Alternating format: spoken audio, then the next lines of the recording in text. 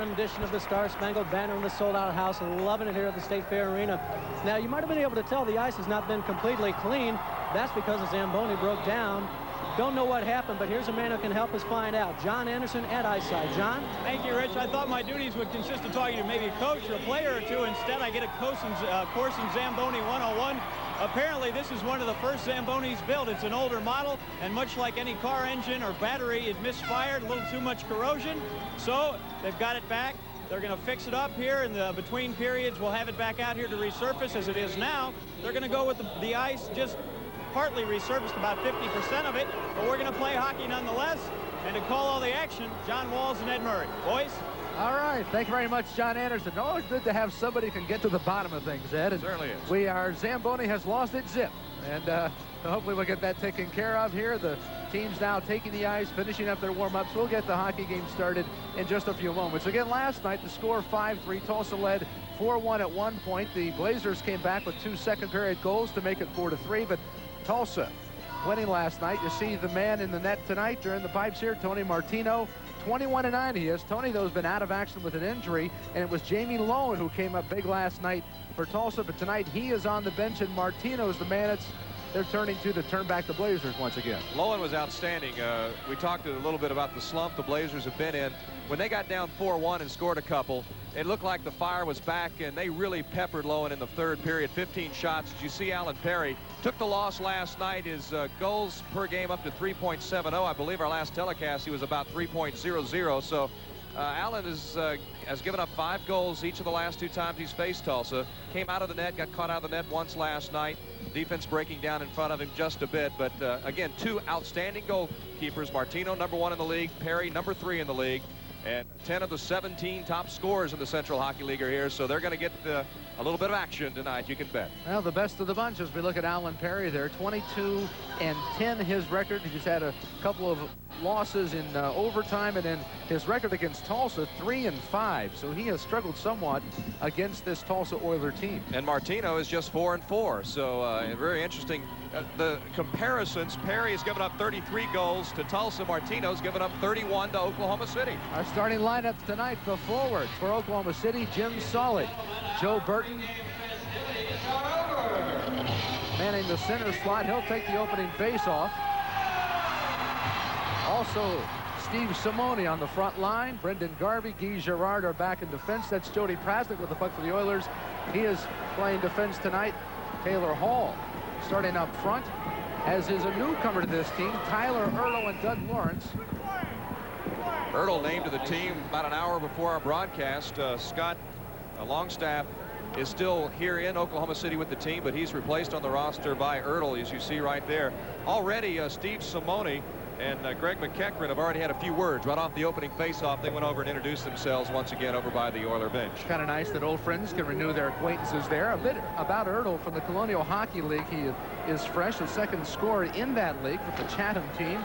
He's from Ontario, and what a way to break into the CHL. You get your first game, you get the start. That's Ertl with the puck as he carries it in across the blue line. Taken off the puck he was by Jim Solid. Prasnick there trying to dump it back in. Lawrence and Hall, they worked well last night. Lawrence winds up and Perry up with the save. Girard slaps it away. Doug They'll Lawrence shoot at the length of the ice. Icing will be the call. We'll have a face-off back in the Blazer zone. Lawrence, as we mentioned, had a great game last night. Quickly trying to get right back into the flow of things this evening.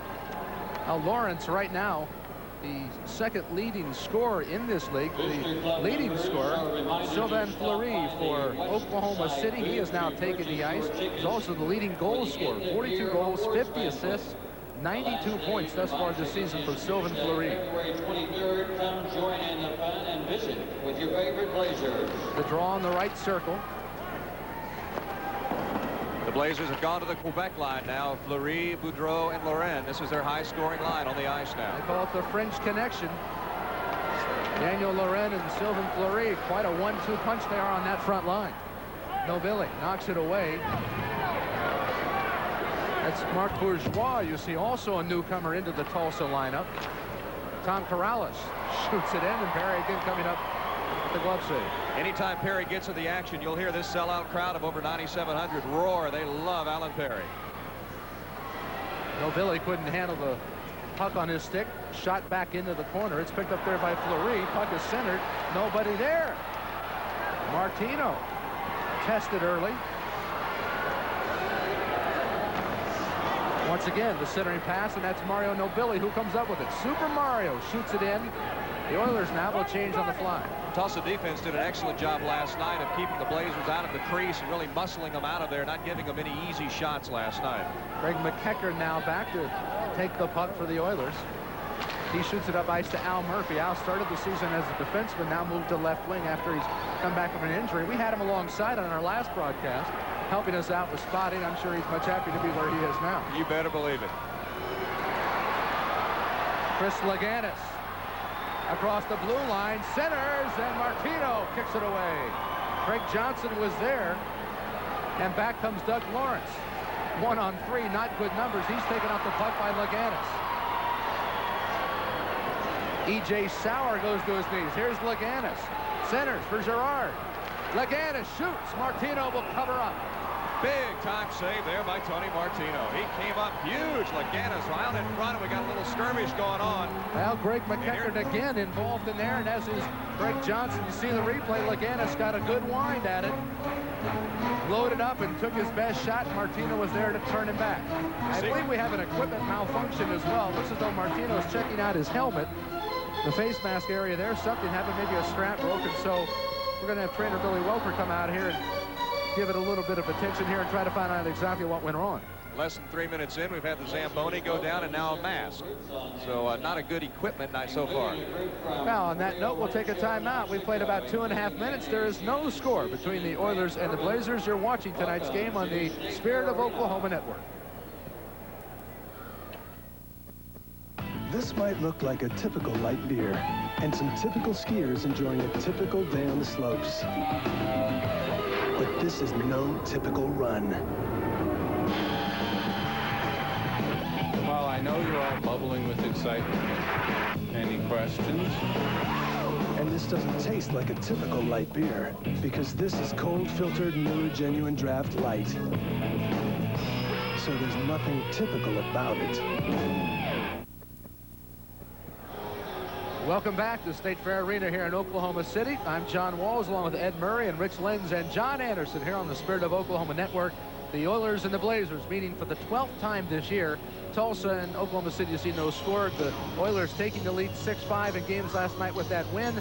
7-5 if they go up and they take home the Turnpike Trophy of sorts. There's a little rivalry that's been established between these two teams. The Blazers looking to get out of a slump. They have lost 5 of their last 6, Ed Murray. And it is a key game because the Blazers, if they should lose tonight, obviously Tulsa gets closer, but it also gives Tulsa a 7-5 lead. If these two teams manage to tie for first place, and the Blazers' last 5 games are on the road, so anything's possible, but the first tiebreak would be head-to-head meeting, so that top seed would go to Tulsa if they win tonight. Now, if they tie, I'm not sure what the second tiebreaker is, but it's a very, very big game, and I think Oklahoma City needs it as bad as Tulsa because they've got the one home game next Tuesday night against Fort Worth, then it's on the road, and I don't think they want to have another loss here and then have those last 5 and have that #1 seed still hanging out there over that stretch.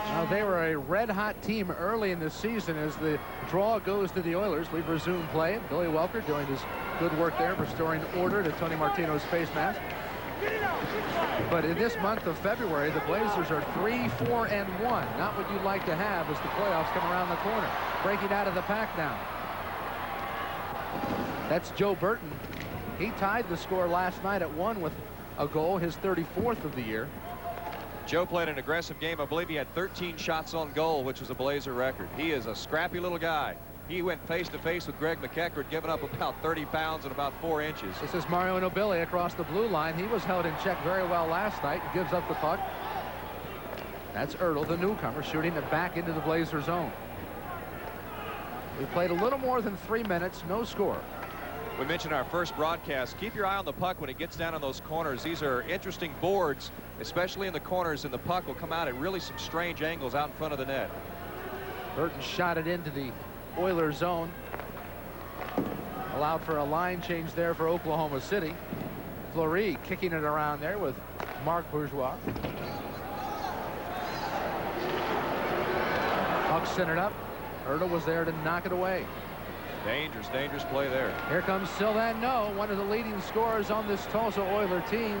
He's taken off the puck nicely by Sean Gorman.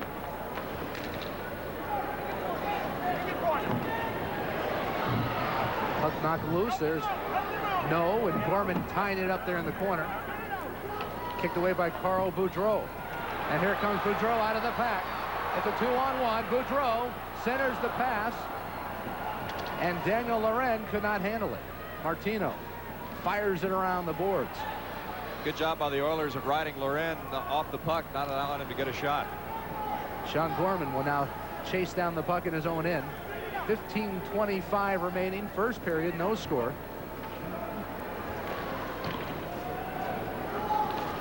That's Auto Iaquinta with the puck. Auto with his first goal as an Oiler last night. I think it surprised Alan Perry, too. He fired it right from the blue line, went right through Perry's legs. Oh, Loren shot high. The Blazers have already had more better shots in this first period than they had in about the first period and a half last night. They never got a shot like that until the third period. Here's E.J. Sauer now. Tied up in the corner he is by Brendan Garvey. They kick it around, centering pass. Corrales now winds up and shoots wide. Loren with the puck. He has help from Boudreau. Boudreau will shoot it into his end, into the Oiler end. Again, line change for the Blazers. John, it appears the Blazers have come out much more aggressive than they were last night and they have in the last few games. Corrales fired it away. The rebound almost put home by Nobile, but Perry was there to turn him back. Perry coming out of the net to cut down the angle, doing an outstanding job. Here's another look at it. Here's the blast. Corrales getting it into the zone. There's the initial save. That's not the good one. Here comes the good one. Look at Perry stay with it, made the glove save. He doesn't make that. It gets by him for a goal. And as you see again, Perry, that time there was a long shot, couldn't control the rebound, but he does an outstanding job of controlling the rebound, gets it down and gets it covered up if he's in a crowd. Here's a look at Alan Perry now. The face-off in the right circle and the Blazer in. Sauer there trying to dig it out. He gets tied up with Boyd Sutton. That's Nobile behind the net. Out to the point. McEachern winds up and shoots. It was deflected by Guy Girard, and out of the pack comes Laganis. Chris Laganis now working against Jody Praslin. Oh, great. Greg Johnson shovels past. Couldn't quite get a handle on it. A nice feed, though, to the charging Johnson. That was a nice feed. Johnson, though, the Tulsa defense right there. Sutton now trying to get control of the puck. Johnson will shoot it in. Offsides on the Blazers. There'll be a face-off back in the neutral zone. Offside. The officials tonight are the referee Chris Kozan, the linesman Don LaBeouf, and Jack Dunshee. Interesting last night, as you take a look at Coach Mike McEwen, Bobby Burkett, who was one of the linesmen in last night's Tulsa Blazers game, suffered a separated shoulder during the contest, stayed in it till the end, though.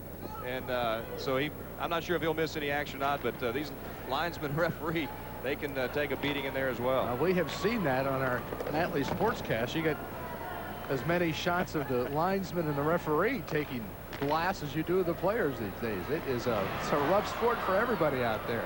That's Jody Praslin now across the red line, shoots it in for Lawrence. Offsides on Tulsa. Tulsa offside. 13:30 remaining, first period, no score. Been a clean play game thus far. We had quite a few penalties last night. Our last broadcast, there weren't many penalties called. No major penalties last night, but a lot of little roughing here, a little hook there. Get a look at Coach Unger. Don't see the golf ball yet. Oh, looks like he doesn't have the golf ball tonight. Now he's probably working it in there somewhere. Yeah, get it in before the night's over. What an Iron Man he was.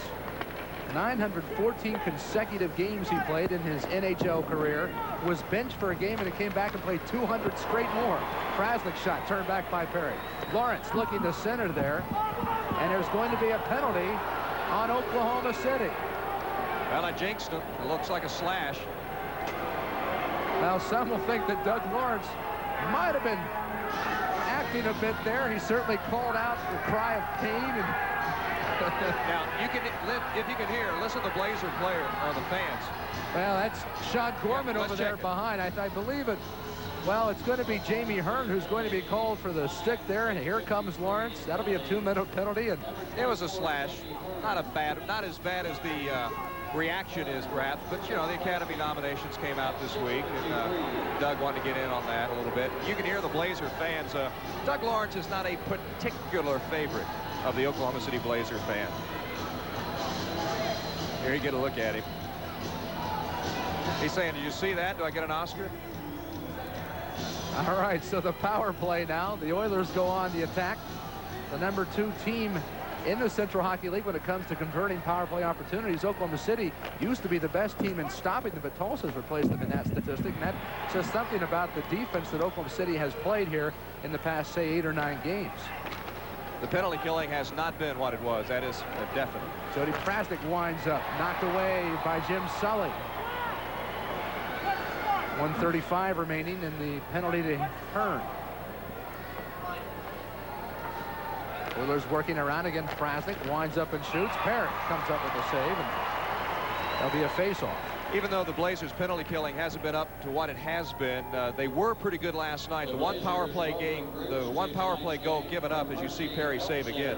The one power play goal given up by the Blazers last night was a 5-on-3 situation, and in that situation, I'd say the team on offense is going to score most of the time. So much better job last night by the Blazers of the penalty killing. And defense contract management. Thank you. Well, Jody Prasnick will go back and reset as the Oilers have 1:20 remaining in that penalty to Hearn. Al Murphy now. Checked there by Chris Laganis. Murphy will reset. Shoots it up ice to Mario Nobili. Nobili now across the blue line. Guy Girard fronting him. Back to Prasnick. Prasnick fires it in, and Perry's going to cover it up there. He'll just hang on. Another faceoff. Perry always looking to get some offense going. He has set a Central Hockey League record with 8 assists by a goalie. You saw him make the snatch and then trying to find someone to throw it out to, but the only guy he saw was Al Murphy sitting on the point. He said, I think I'll hold on to this thing. Yeah, better to hang on to it to give to somebody else in another colored shirt. Goalies learn that very quickly. Yeah, when he see it come right back by his ear. Both of these goalies do a nice job of managing the game. They know when to cover up. They know when to dish. They know how to get the puck to the right person at the right place. You hear that from both coaches. Very complimentary of the play of the two goalies in this game tonight. Halfway through the power play now. That's Doug Lawrence working with Tom Corrales. They play a game of tag back and forth. They'll shoot it across to Sauer. Back to Lawrence. He shoots high. Gorman got a stick on it to knock it back, and Oklahoma City shoots it back down the length of the ice. Of course, when you're in the penalty situation, there is no icing of the puck, so that's very legitimate to do. Here comes Doug Lawrence once again. Lawrence came over from Memphis about 1/3 of the way through the season. Finds E.J. Sauer on the left wing. Inside. That was Tyler Ertl. Didn't quite get his stick on it. Lawrence now working in the corner. Back to Taylor Hall. Hall to Lawrence behind the net, kicking it around now. Sauer wanted to take the blast instead. To Corrales. Centering pass, not handled by Ertl. Hearn back on the ice. Both teams at full strength, and Oklahoma City kills power play number 1.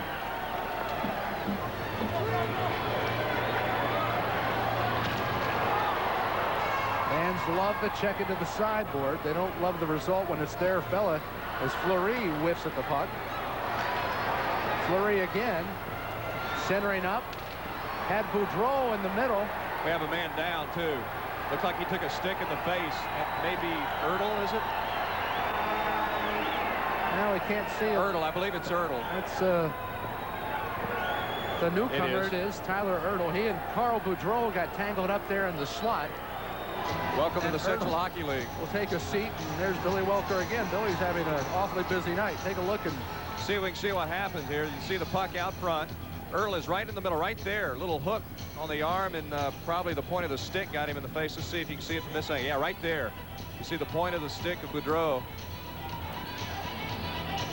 And looks like he'll be all right. Tyler Ertl playing his first game with the Tulsa Oilers. From Kitchener, Ontario. In from the Colonial Hockey League. Gary Unger. It's not a lot of shuffling back and forth. He's had a lot of injury problems here in the past month and a half. Simone's shot goes wide. We just saw the importance of winning the faceoff in the opponent's zone right there. Simone with a good shot. Martino that comes up big. Oh, Jim Selle with a good check of Nobili into the sideboard.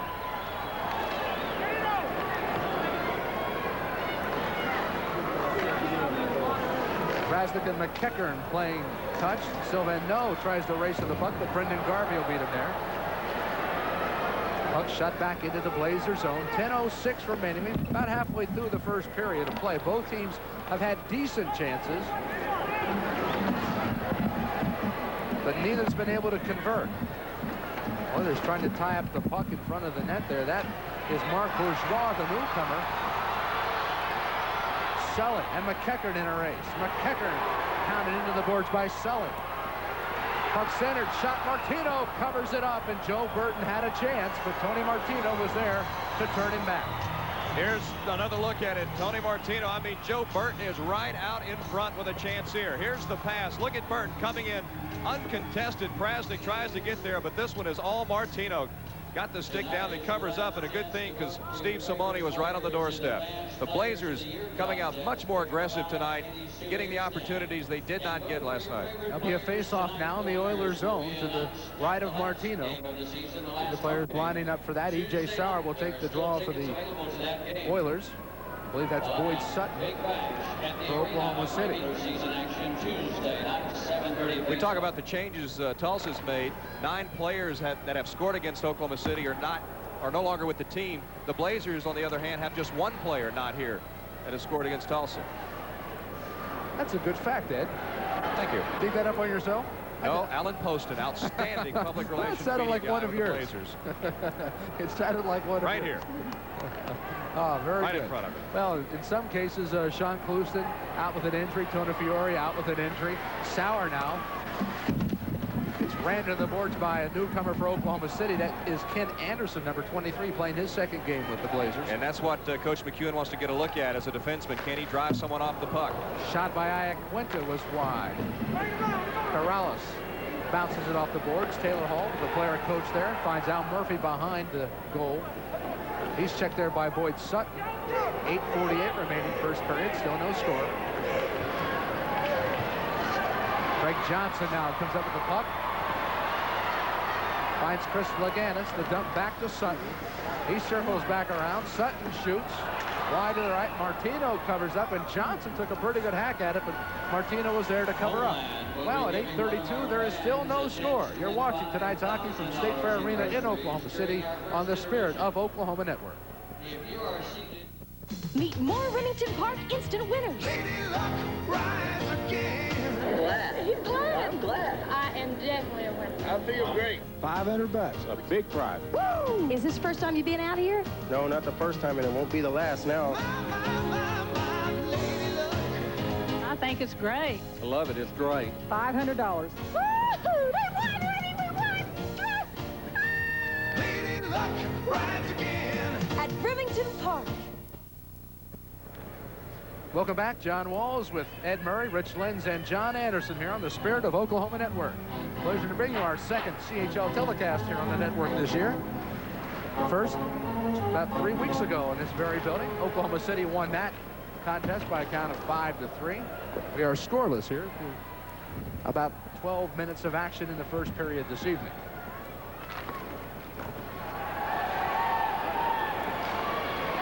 Doug Lawrence now chases the puck across the blue line. Centering pass there for Ertl. He couldn't handle it, so he's apparently all right.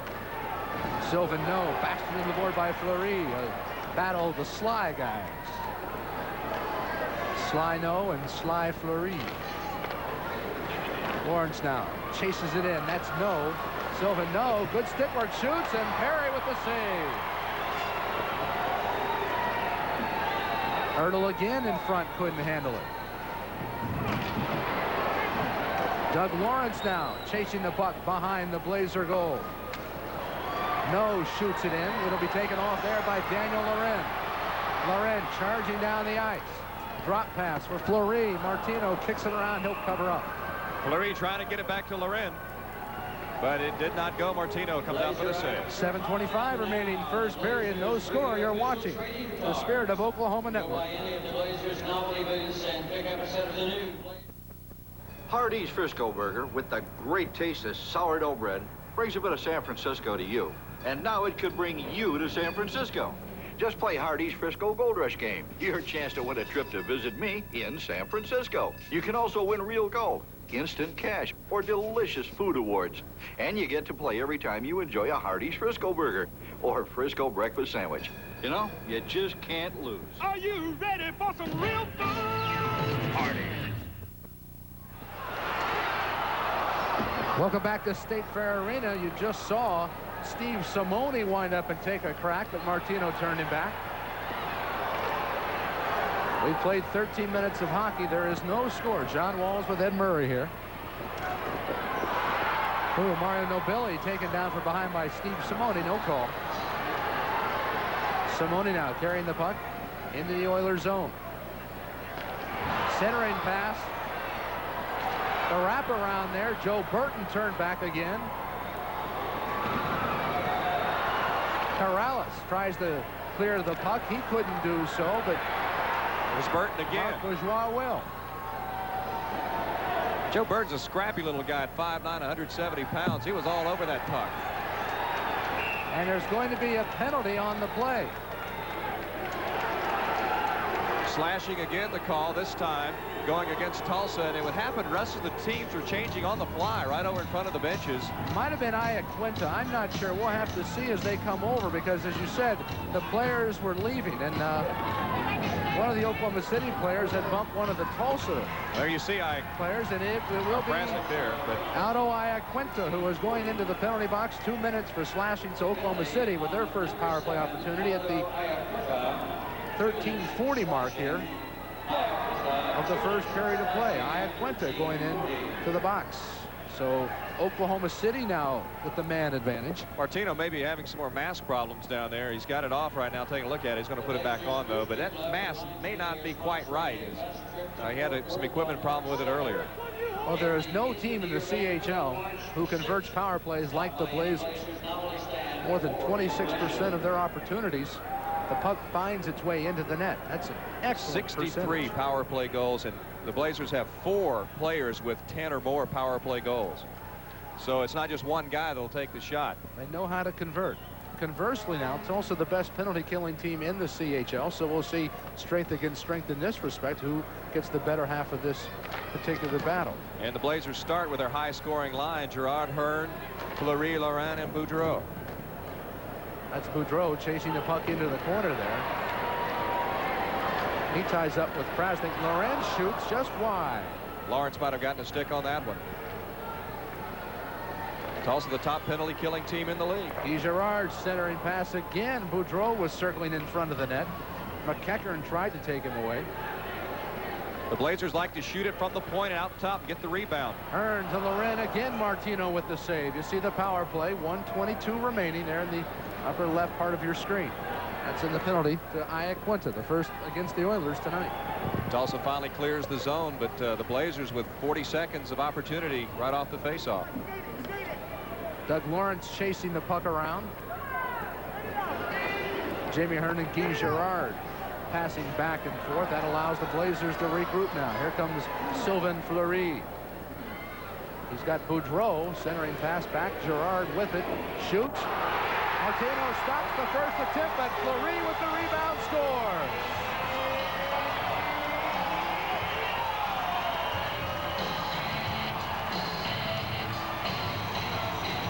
Here's another look at it. Here's the French connection. Off the point. This is where the Blazers like to set up their power play, off the point.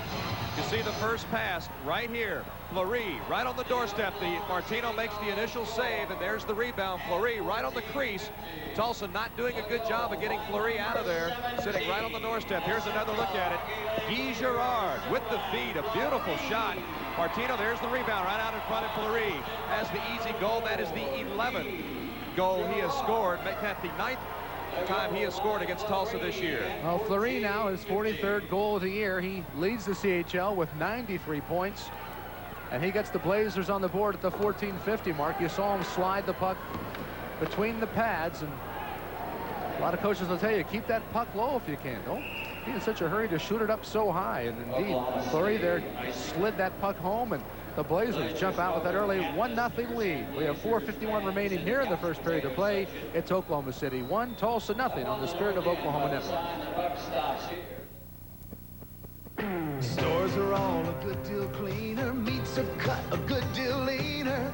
Quality to the letter. Homeland, it's a good deal better. Homeland's Dollar Days are a good deal better with items like bonus pack country style spare ribs, $1 a pound. And even better are double coupons up to $1. Homeland, it's a good deal. Homeland, it's a good deal. Homeland,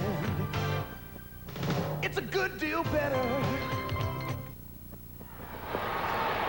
Welcome back to Oklahoma City now. The Oilers being upended, as you just saw Mario Nobili taking a fairly serious check there from Chris Laganis. The Blazers, by the way, are 21-4-2 in scoring the first goal of the game. A Kecker in there to turn back the shot by Johnson, or actually the attempt to get the puck into the Oilers zone.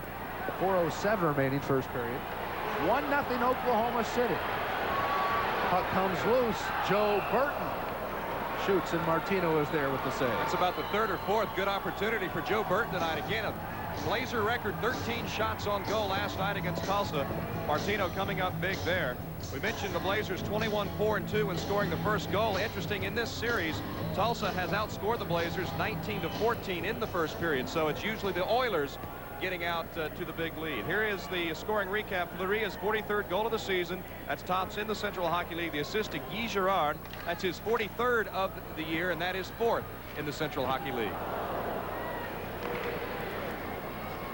The leading assist man in the CHL, Doug Lawrence, on the ice for the Oilers, but that's Ertl being taken off the puck by Steve Simoni. Murphy trying to shoot it back in. Hall will take it now. Back into the Blazer zone. Pass for Lawrence. He shoots for Hall. Those two teamed up for 2 goals against the Blazers last night. Ertl and Brendan Garvey of Oklahoma City tying up the puck. There'll be a face-off in the right circle.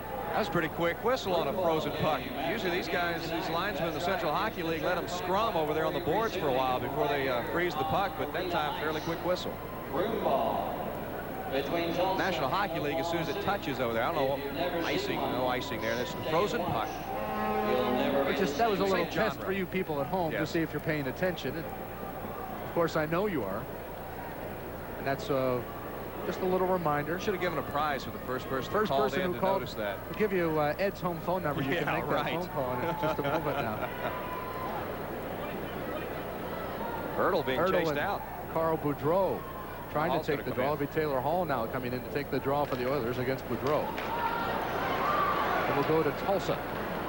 Boudreau there fights it away, but Lawrence comes up with the puck. Taylor Hall, the player, coach, centering pass knocked away by Hearn. He shovels it out now, and here come the Blazers. That's Daniel Loren. Boudreau, and he gets tangled up. Now Boudreau. The pass to Fleury. Taylor Hall takes it off his stick. Hall taken down from behind. No call. That's Sylvain Fleury. He has the first and only goal of the night. Boudreau, the centering pass there, knocked off of Loren's skate. Doug Lawrence now loses his stick. They say no acting job this time, and here comes Boudreau. Knocked away by Iaquinta. Good defensive job there by Aldo Iaquinta. Lawrence wants a new stick. Instead, he'll get some time on the bench and rest. There'll be a penalty on the play now. Ertl, as Oklahoma City gets control of the puck, and on that, of course, a delay once they touch the puck. That is when the penalty goes into effect, and I tell you what, Daniel Loren is hot. You can see him going after the Oilers bench. We'll be back with more on the Spirit of Oklahoma Network. The Oilers, when we come back, will be on the power play. Red Wings are all-American quality, American-made footwear, and here's an all-American value.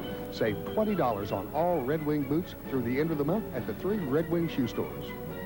National Check Cashers, open Monday through Saturday, 7 to 11, Sunday, 9 to 6. We cash any kind of check. Offer electronic filing, refund anticipation loans, even tax preparation.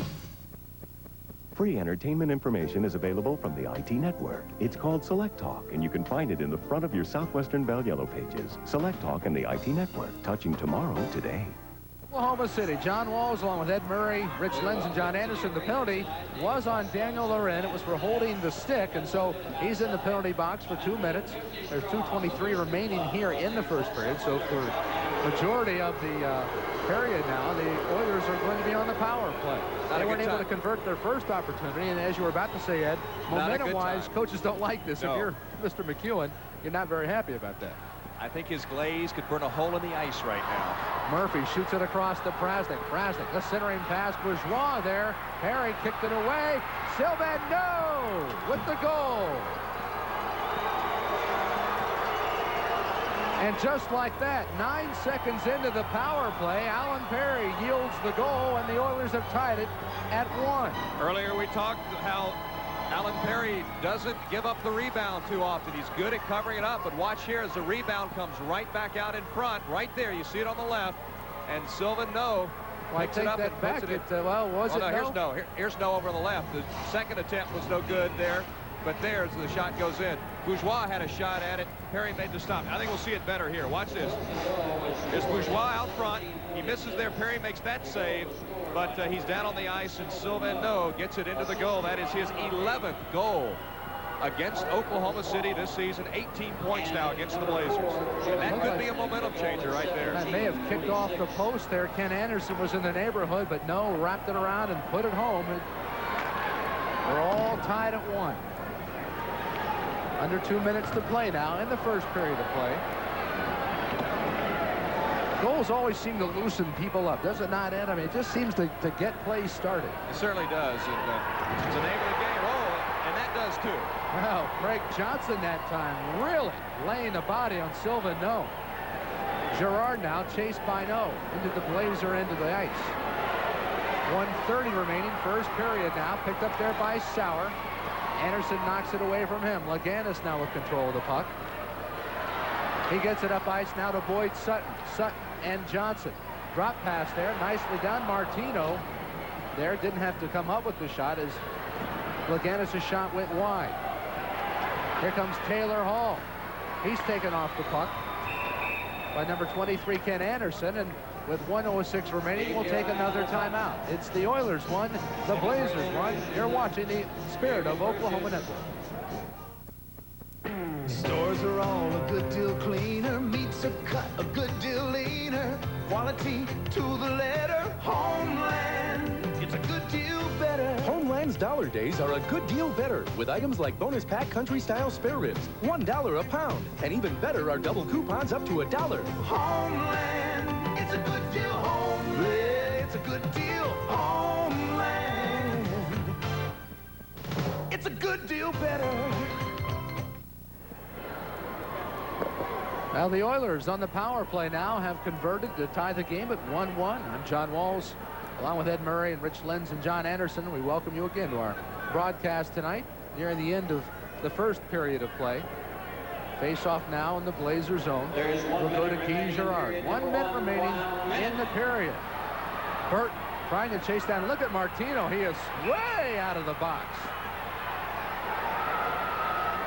Tony Martino got where no goalie wants to be, and that's that far from home.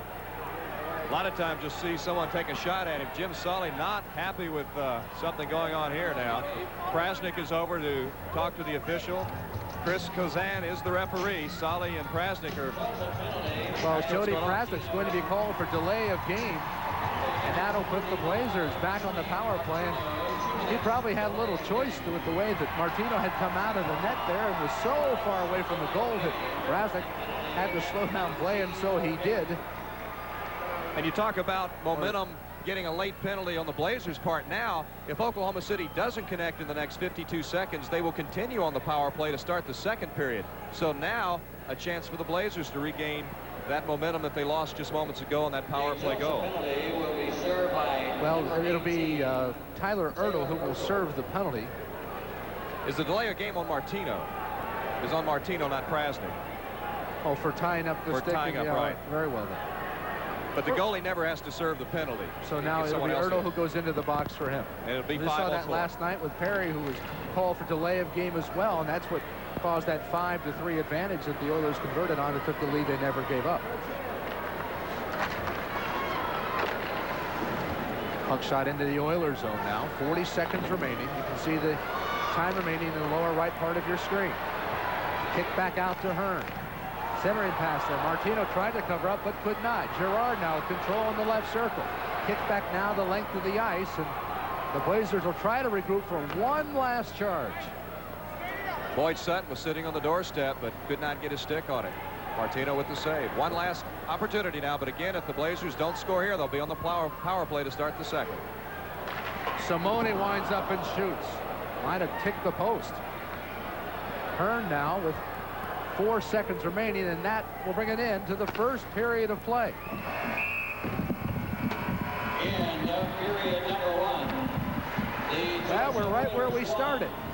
Oilers 1, Oklahoma City 1. Tied score, both teams converting their power play opportunities, Ed, and as you said, when the Blazers and Oilers come back on the ice, there'll be another minute and 8 seconds to serve there as far as the penalty is concerned, but I would think that both coaches should go in somewhat satisfied. They've gotten off to the clean start here tonight.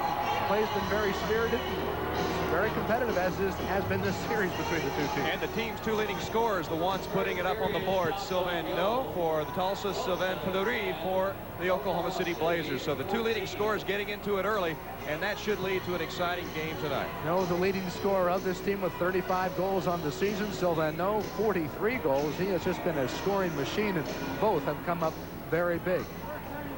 Momentum, I don't know if either team can say they have much to speak of right now. It has been a fairly well-played game and a dead-even game in that respect, and I would think that Gary Unger and Mike McEwen both pretty pleased in that respect. Let's go down to the ice. John Anderson standing by with the head coach of the Oilers, Gary Unger. Thank you, John. Indeed, and in case you're wondering, it's not a golf ball tonight, it's a stick handle. Coach, quickly, your impressions of the first period. Well, I thought it was a pretty fast first period. Both teams are into it. I know that they got beat here last night. We beat them, and I know they want to come back, and I knew they'd start strong, so I'm pretty happy with our first period, just being tied. 1-1 after 1. Tony Martino hasn't played in about 3 weeks. Your thoughts of him in nets for the first time in that long? Well, I thought he played super. I think Tony Martino's going to win the game for us tonight. When Zamboni didn't get out here the first period, tell us what kind of difference that makes to a team to have only half that ice resurface. Well, it does, because the puck doesn't slide the same. It slides fast on the new ice, then it slows down. So for the first, 5 minutes, once it got broken in, it wasn't too bad, but it was a little bit different. Before we let you go, changes to look for in the second period, or are we just going to skate it the same way? No, I think I'm going to dump it in a little bit more. We're hanging on to the puck a little bit too much in the neutral zone. Want to get it in deep and forecheck a little more. Very good. Coach, we'll let you get to the dressing room. Thanks. All right, with that, Coach Gary Unger, 1-1 after 1, and with that, we'll toss it back to our host here on the Spirit of Oklahoma Network, Rich Lenz. Thank you very much, John. We'll have more on Gary Unger in just a minute. We're going to take a quick break right now. The Zamboni is back on the ice. We're happy to say that. The score after the end of the first period, all knotted up at 1 goal apiece. A very crisp played hockey game. Lots of good checking. 1-1 the score. And we'll be back after these messages on the Spirit of Oklahoma Network. Don't go away. Since 1958, the best mechanics in Oklahoma have come to Auto Machine and Supply Company for the highest quality remanufactured engines and engine kits. No one has more, and no one does it better than Auto Machine and Supply Company. Complete engines, short... On the problem, since none of us have a Zamboni at home in the garage, and just what happened here? It was just a little bit of carburetor problems on it, and we had a little firing order. We just more or less just cleaned the stripper cap on it and fixed the wire on it a little bit, and just the carburetor, and that's all we've done to it. Just like that, and the ice is ready for this period, and after the second period as well, we hope. Right. We hope. Keep our fingers crossed. All right, Russell Stubblefield, thank you very much. And with that, let's go to our play-by-play man, John Walls, and his sidekick in the color, Ed Murray. Now, sounds like we had Dale Jarrett's pit crew that time for the Daytona 500. Nice to know that he did a little carburetor adjustment there, got the distributor cap tightly fitted. We're all right. Gary Unger's ready to get things rolling here. The Oilers will start in their front line of the second period. Doug Lawrence, Taylor Hall, and it appears as though Jody Prasnick also on the ice. Again, Martino in the goal. Coming back for Oklahoma City, Daniel Loren, Sylvain Fleury, Jamie Hearn, and back on defense, they'll have number 20. That's Boudreau's forward. He'll be up front right now. He's just back in his zone, and Guy Girard. Shots on goal in the first period. The Blazers got off 14, Tulsa 10. One goal we did not talk about. In the first period intermission, a youngster by the name of Eric Passo shooting one in from just outside the face-off circle, won himself and his family $100 in groceries. Had a That was chance great at shot. $5,000, but the poor fellow's had the stick was about twice as big as he was, but he still managed to put one through. $100, so we congratulate him. And he got a close-up of the ice. Yes, he did. Fell face first. Got a chill that he'll never forget and a thrill that he'll never forget as well. Gerard now holding the puck behind his own goal there. Shoots it up the ice. That's Carl Boudreau taking it in. Quick shot there by Fleury. Deflected. Tulsa always seems to have a defenseman in the way. Prasnik that time blocking it with his body. Remember now, the Oilers are a man short. Oklahoma City on the power play here. They've yet to give up a short-handed goal by the opposition this year.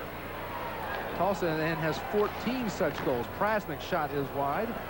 Which team's on the power play? It almost looks like Tulsa is. They're controlling the puck down in the Blazers zone. 18 seconds left in the penalty. Loren there now taking the puck across the red line into the Oilers zone. Offsides will be the call. Boudreau, I think, got ahead of the puck a bit. There'll be an offsides back in the neutral zone with 10 seconds left in the delay of game penalty. That delay of game, by the way, called on Tony Martino.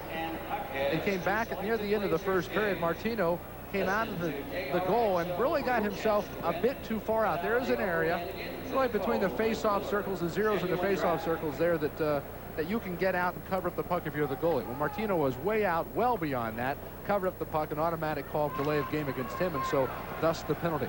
It is being served by Tyler Ertl. 6 seconds left in it. That must be your initiation when you're new to the team. You serve the penalties on the goalie. That's right. Anderson there, tied up by Otto Iaquinta. Corrales now charges into him, and Iaquinta will take over as both teams are now back to full strength. And because they are, this should be an icing. Icing the puck is the call. Mr. Rules himself, Ed Murray, here with that call. Ed? I thought I'd beat the Chiron operator getting up on the screen. There it is. There you go. Not quick enough. Then we'll come back down to the Oilers zone for the face-off in the right circle. There's a look at Martino. Actually, you can always tell when it's icing on a long shot down the ice as you get a look at Coach McEwen. The goalie will hold up his glove hand to let his player know, get to the puck, touch it first, so the icing will be called. So there's a little hint, a little tip-off as you keep your eye on icing for the rest of the evening. Oh, Martino had to turn back the first shot. Simone with the second also knocked away. Sully goes into the corner trying to dig out the puck. It's knocked away there by Sylvan No. You saw the story in between periods there on Gary Unger, the fine coach of the Oilers. Well, Mike McEwen will be featured in between periods 2 and 3 offsides on the Oilers. McEwen, a wonderful career. He had 12 years in the National Hockey League, played on a few champions, 3 if I'm not mistaken, with the New York Islanders. And he also was a National Hockey League All-Star with the Colorado Rockies in 1980. McEwen's family is here. They still live up in New York, and his wife Diane, sons Shane and Kyle are enjoying some Oklahoma hospitality the last couple of days. When we welcomed them to Oklahoma, we had snow for them, made them right at home, and now they're enjoying some nice warm weather here in Oklahoma. And we again will meet Coach McEwen a little closer in our next intermission. I'm kind of ashamed to tell you this, but I turned the air conditioning on in my car today, driving down here. I'm doubly ashamed. I did too. Isn't it amazing when you've been in sub-zero or sub-freezing how nice and warm 60 feels? Oh, Trent Johnson couldn't handle the puck. Corrales shoots it back into the Blazer zone. There's Corrales again. Fires it back again. He takes a shot by Craig Johnson. Knocked his helmet off. Johnson knocked his helmet right off. Well, Corrales looking like a throwback now, back to the old days. And 2-line pass there. Johnson comes in, gets a bit of E.J. Sauer, and Corrales goes after him. So Corrales and Johnson squaring off. Quickly into the middle there, you see linesman Don LaBeouf getting a hold of Johnson. Johnson has served 176 minutes in the box. He is one up, though, by Corrales with 193 minutes. That, folks, is a ton of time in the penalty box. You're not going to see anything real serious on Johnson's part, however, because if he gets a game misconduct for some flagrant fighting, he will have to serve. Yeah, you see Corrales, he's obviously easy to spot there. He'd already lost his helmet. This is a little payback here because Johnson checked him into the board, sent his helmet flying to the bench. So Corrales is just letting him know, yeah, I didn't appreciate it too much. And then you get a little pushing and shoving, and likely both teams will lose a player here for a couple of minutes. Well, a couple of Oilers are in the box. C.J. Sauer went in, followed by Tom Corrales, so we'll have to sort out the penalties here. There's a look at Craig Johnson. He's a big fella, 6'4", 215 pounds, Concordia University in Canada. Well, we'll sort all this out and be back with that for you in just a moment. It's 1-1, 17:40 remaining in the second. You're watching the Spirit of Oklahoma Network. How about dessert tonight? Great, but make it something easy. Oh, I won't make it at all. I'll just pick up an ice cream pie at Brahms. A special occasion. Ooh, well, no. It's not a holiday or anything. Oh, someone's coming over. No, not really. Then what? Hey, do we need a reason? Nah. Take home delicious ice cream pies made with Brahms premium ice cream from your neighborhood Brahms anytime, like right now. All right, let's see if we can sort out this mess now. I believe Mr. Murray has been handed the official word. Ed? Officially at 2:20 of the second period, E.J. Sauer goes off for high sticking. Corrales goes off for roughing, and Craig Johnson will sit for unsportsmanlike conduct. We may have had the whole rule book covered here in one little second. Nicely done, sir. Thank you. But the end result, 5-on-4 now. Blazers on the power play. They'll have the man advantage. 5-on-4, face off. Back at mid-ice, Taylor Hall taking it for Tulsa. Joe Burton for Oklahoma City. Corrales now with 195 penalty minutes, so he's closing in on 200.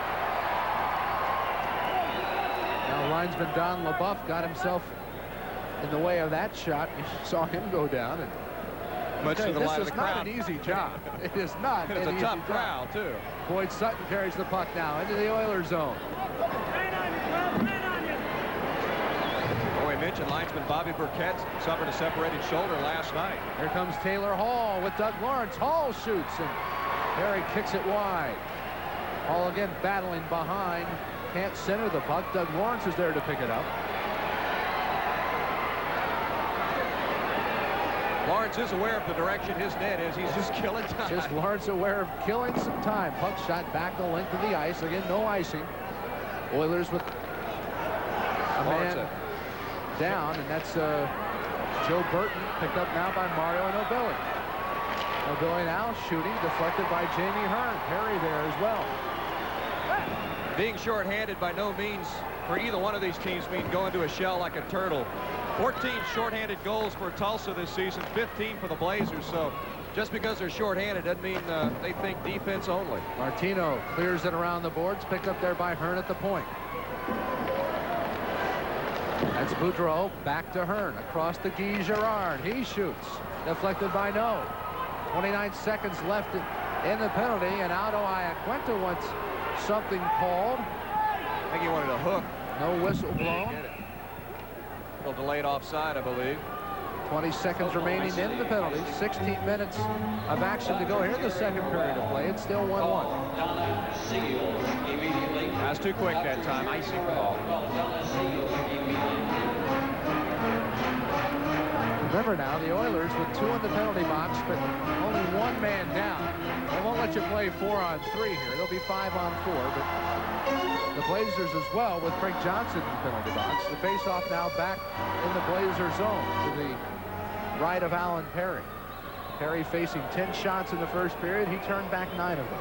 Blazers are the top power play team with 63 this season. Got to get a quick shot off here, however. Here's where winning the draw. Here's where these face-offs become so very important. Tulsa wins the face-off. The Blazers may not get another opportunity. Iaquinta controls. Puck shot up over the board. We'll have another face-off. Looked like a nice snag there. Lucky fan snagged himself a souvenir. That's something you don't see very often. Normally, you get the souvenir on the rebound.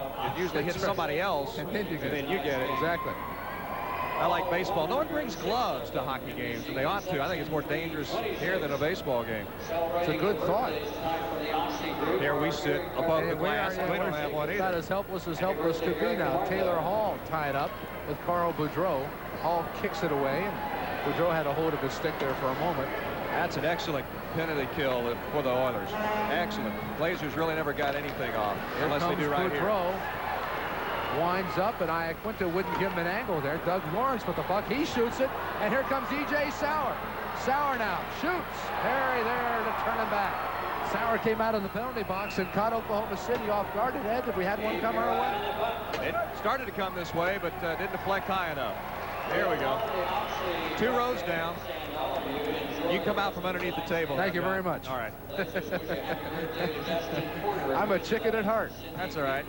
I've got a good sport sitting right next to me, and I'm diving behind him. Yeah, you ducked behind him. I just went under the table. What's so bad about that? 15:28 remaining, second period, no score. Again, the face-off in the right circle. That'll be Sauer who will take the draw for the Oilers. Boyd Sutton for Oklahoma City. In the first period, the start of the first period, the puck stayed in the Oilers' end. Here at the beginning of the second period, it's primarily staying in the Blazers' end. Doug Lawrence having trouble holding on to his stick tonight. Just lost it again. Craig Johnson now the left wing, shoots wide. Martino hopping way there. He saw how hard that puck was coming. Sauer now crossing in. Checked off the puck by Anderson. Lawrence goes in, and again, this one goes into the exact same spot the last puck was dropped into. Boy, you've got to keep an eye on that, folks. Are you wearing a target?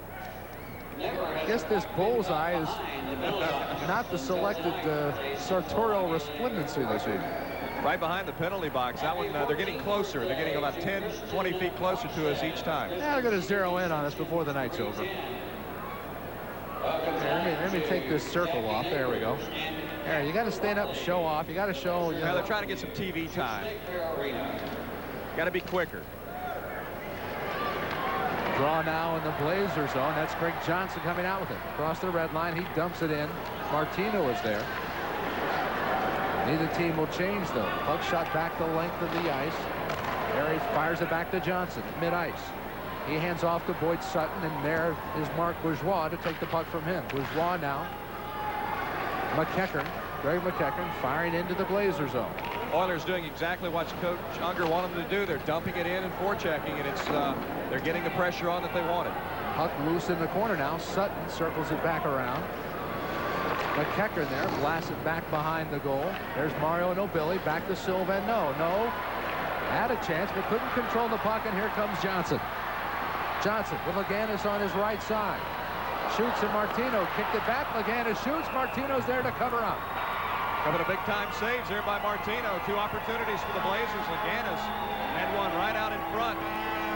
Martino, here we go again. Watch, here comes the first effort. Kind of a weak shot there, but the rebound right out in front. Laganis has a good look at it, but right into the chest of Martino, and he covers up on the rebound. Now Martino taking that one right in the breadbasket. There's a look at Tony, the leading goaltender in the Central Hockey League.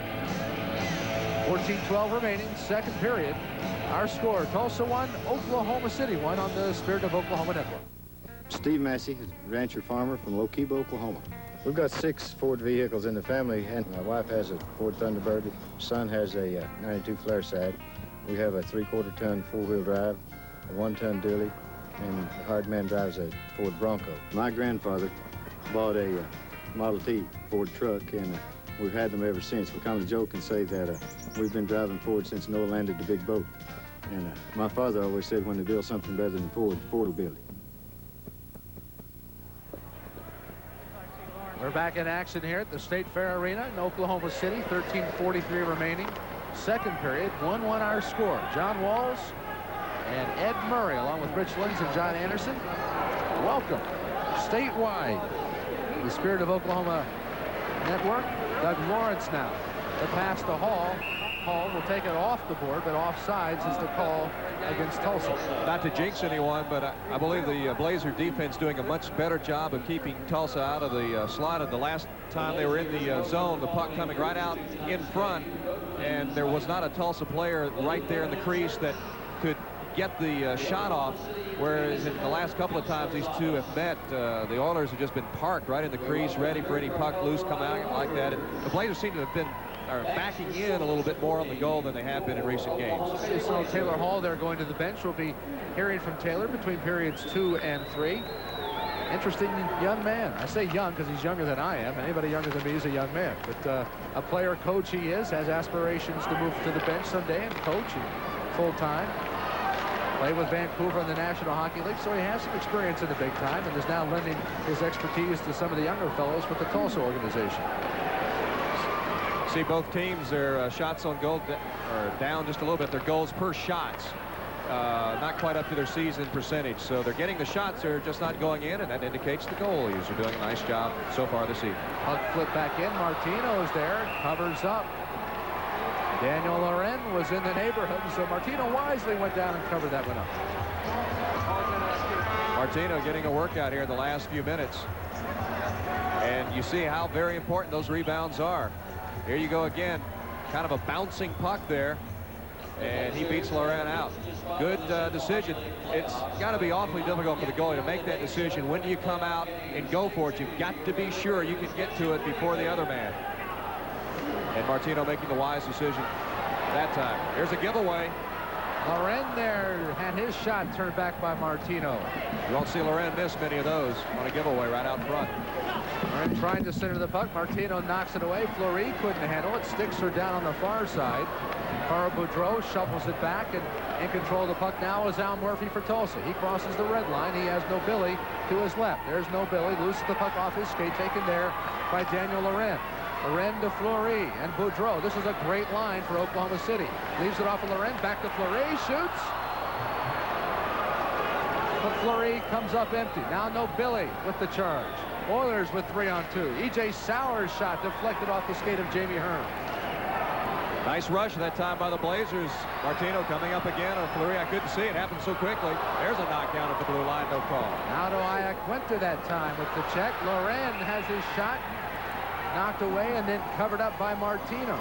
Both teams very aggressive here in this second period of play. You saw them early in the game, maybe feeling each other out a bit, but here in the second period, there has been no let-up whatsoever. It has been full speed ahead. Martino, I don't believe... Taking a little chance to rest and catch his breath here. He's been a busy man here in the second period. I don't think he knew where that puck was. He made the stop, and it got kind of hung up underneath him. He was still looking out. I don't think he had any idea where it was, and he finally saw it below him and just sat down on it. Let's take another look. See, watch the reaction of Martino here. The shot is right underneath him.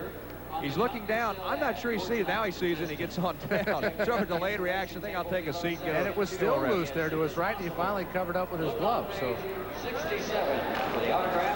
11:51 remaining, second period. Oklahoma City 1, Tulsa 1.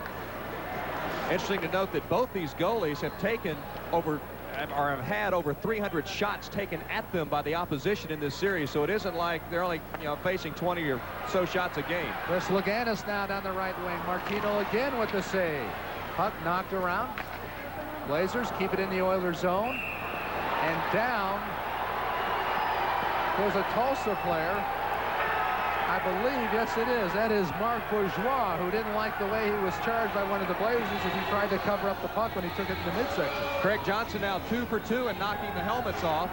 Earlier he got Corrales capped, and now he knocks the helmet off of Bourgeois. There's a look at Mark. We don't often see these fellows without their headgear. A 5'9", 180-pounder out of Boston, Massachusetts. Scored a goal last night. Is just to come up with an assist. But I take that back. In the first period tonight, he had an assist. So he now has 2 points in a Tulsa Oiler uniform. Shots on goal so far. These are saves. Tulsa, Martino has made 20 saves. Perry 15. So both goalies coming up big so far in this game. Boyd Sutton will take the draw now in the left circle for Oklahoma City. Bourgeois in for the Oilers. Good no call on a penalty there. Just good hard hitting out front. Tempers up a little bit, but nothing drastic. Oh, there was almost a losing of the puck right out in front of the net. Tom Corrales now out to Bourgeois. Gorman was there with the stick behind, and Perry kicked away the shot of Taylor Hall. Back come the Blazers now. Boyd Sutton shoots high off the glass. You think that puck wasn't traveling? Wow, the sound of that one. Probably the hardest shooter on either one of these teams is Mike Berger, a defenseman for Tulsa who has some rib problems and did not play last night, will not play tonight. He fires a rocket. Probably the hardest for the Oilers, hardest for the Blazers, no doubt. Steve Simone. He ripped one the last broadcast we had of these two. He gets a chance to tee off from the point, and that puck will be traveling. That's what we need. An in-between period shootout. Get the jugs gun out here and see who's got what. Load them up and let them fly. I don't know if anyone can match Ally or Brady of the National Hockey League, though. 105, I believe, in the All-Star game. What can Nolan Ryan do with that? I don't think he'd get out on the ice. But he'll get out on the mound one more time this year. 1-1. 10:54 remaining. Second period of play. You can hear it. The Atlanta Braves get down or something? I hear I don't know what you call that here. I mean, it's not the tomahawk chop. It's a chant. A chant. Well, that's what they're calling it. All right. They turn the hockey sticks. They're selling hockey sticks out front, and you turn them upside down. It kind of looks like a tomahawk, I think.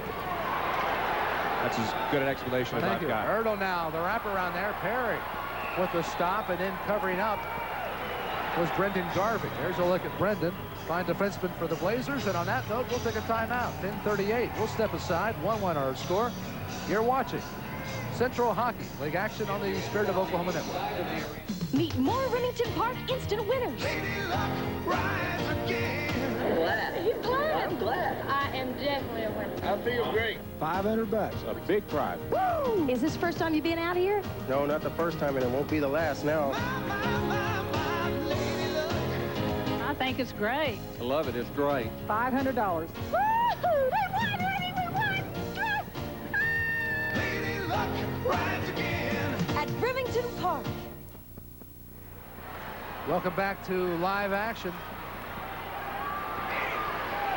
Oklahoma City and Tulsa, the Oilers controlling the puck in the Blazer zone. That's Guy Girard with the puck.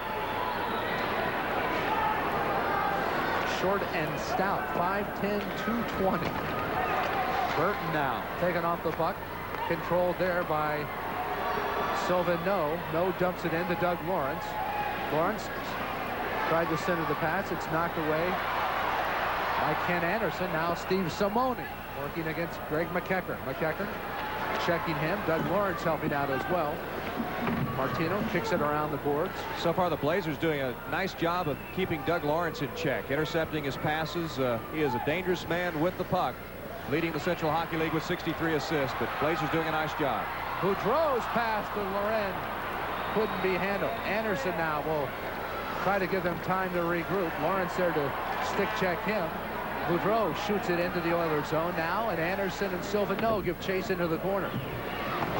Lorenz missed a couple opportunities he doesn't normally miss tonight. Fleury turned back by Martino. Fleury again in front. Tripped in the slot. They wanted a call. There will be none. Fleury's going over. He wants something called, and instead they'll have a face-off in the left circle. We have Mark McGinn of the Blazers sitting next to us. Let's see if he thinks this is a trip right here, Mark. Take a look at our monitor and see if you think this is a trip on Fleury here. Fleury wanted the call. Here he is right out in front, and looked like he got taken down pretty good. Mark McGinn says that's a trip. Unfortunately, he's not wearing the orange bands around his arm tonight. Well, Mark's a very objective, impartial, totally unbiased observer here, and so I would expect him to say nothing else. But it looked as though Tulsa did get away with one there. Fleury with a great scoring opportunity, but comes up empty. You see tonight, busy men. Martino. That's for the season, I believe. Their numbers for the season: 90% for Martino, 87 for Perry. Normally, in a hockey game, when someone gets taken down, when they've got a clear shot at the goal like that, normally you're going to see a penalty of some sort called there. That's very unusual. And Chris Kozan was looking right at it. So in his opinion, and it's his judgment, that was not a trip. That's Mario Nobili with the puck. To the right wing to E.J. Sauer. E.J. taken off the puck by Jamie Hearn. Loren now fighting over the puck with Taylor Hall. Tries to stick check Loren. It's taken up there by Carl Boudreau. Boudreau. Centering pass off the stick of Fleury. It goes back to Hearn. Hearn fires it in to the Oilers zone. 8:29 remaining. Second period. 1-1. Our score. That's Iaquinta now. Tries to get the puck out. Instead, it will go to Brendan Garvey. To Hearn to Daniel Loren. Here comes Loren. He winds up and shoots. It's deflected by Iaquinta. Tom Corrales now of the Oilers. Tying up one of the Blazers. There's one shot turned back. Martino again comes up with the save. The puck was there, but Tony Martino had the big glove on it. And once again, the Blazers come up short. You can see why this French connection line is so potent. Fleury, one shot, and he goes right to where he knows the rebound is coming out, gets another shot. Good opportunity. Martino, though, had a good look at it and able to make the save. Of interest to other scores in the Central Hockey League, should Tulsa win tonight and Memphis lose, Tulsa would clinch a playoff spot. However, at the end of one, Memphis is leading Fort Worth 3-1. Wichita and Dallas are skating in Dallas. End of one, no score there. 1-1 our count here. Blazers already in the playoffs. They'd like to clinch first place, though, and they cannot do that this evening. Could have done it with back-to-back wins. I guess it was last night and tonight. Actually, yes, right. They thought the Blazers would have to win Tuesday, last night, and tonight, but back-to-back wins over Tulsa would have done it. But obviously a win here tonight and get the lead back up to 14 points over Tulsa. The Blazers should be on their way to first place if they win tonight. Oilers with the numbers now. Sylvan skating it on Perry, and Alan Perry turns him away. Perry really holding his ground that time, and Doug Lawrence was on the left wing. No could have hit him with the pass, but instead tried to take it himself. Greg Johnson now across the blue line. Pass goes behind Leganis. Chris fires it around the boards. It's picked up there by the Oilers. Jody Prasnik knocked it away. There's look at McEachern and Leganis. Here comes Mark Bourgeois, leaves it for No, drops it off to the right wing to Jody Prasnik. Bourgeois knocked away by Girard. Here comes Leganis, taken down from behind by Iaquinta. No call. Not going over very well here in the State Fair Arena.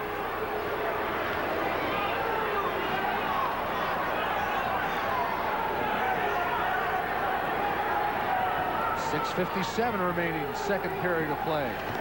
Puck shot into the Oilers zone. Iaquinta is there to Tom Corrales. Oilers changing lines. Nobili couldn't handle the puck. Leganis tries to again shoot it back into the Oilers zone. Whistle and a stoppage of play, and we'll take a timeout. 6:37 remaining, second period. It's Tulsa 1, Oklahoma City 1. This is Central League Hockey on the Spirit of Oklahoma Network. Produce is a good deal fresher. Shopping is such a pleasure. Quality to the letter. Homeland, it's a good deal better. Shop Dollar Days for a good deal better this week. Pick up Homeland 2-liter pop, 2 for $1, limit 4. And save even more with double coupons up to $1. Homeland, it's a good deal. Homeland, it's a good deal. Homeland, it's a good deal better. Back to live action here at the State Fair Arena. John Walls with Ed Murray, Rich Lenz, and John Anderson. Bringing you tonight's Turnpike Tilt.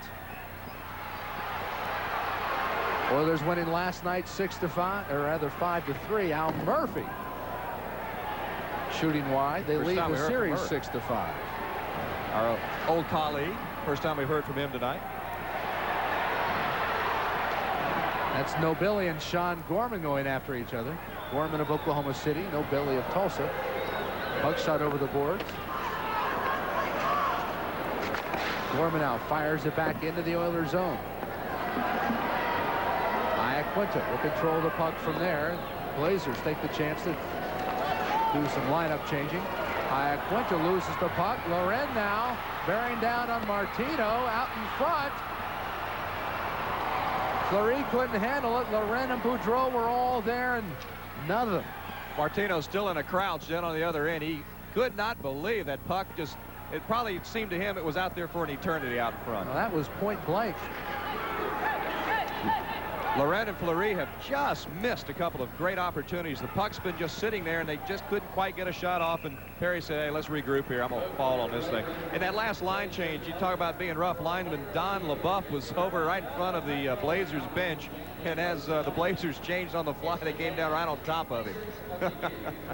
And he is okay. That's why I can laugh about it. Gary Unger Coach Unger playing 9 with years a with the with the way, as we heard, he's got the hockey stick handle. He used to have a golf ball that he'd use and kind of squeeze and rotate around, a nervous habit he had. Well, he's left that behind. I asked Coach McEwen's wife, Diane, what does the coach do? And see the water bottle right behind him? He drinks a lot of water, is his little habit.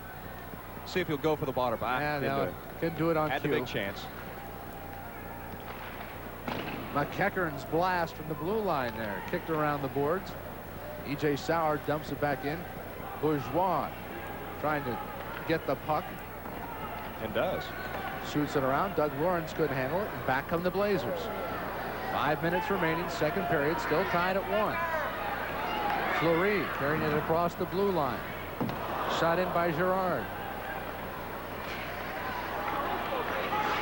Here comes Bourgeois. He loses his helmet again. Second time tonight. Taylor Hall now centering pass, knocked away by Boudreau. Girard doing a nice job. Puck was loose out front, getting it going. Here comes Boudreau working against E.J. Sauer. He'll take the puck back out, left circle, shoots wide. Bourgeois needs to get a new strap on that helmet once he stops playing, gets it back on his head. Al Murphy now sandwiched between Jamie Hearn and Sean Gorman.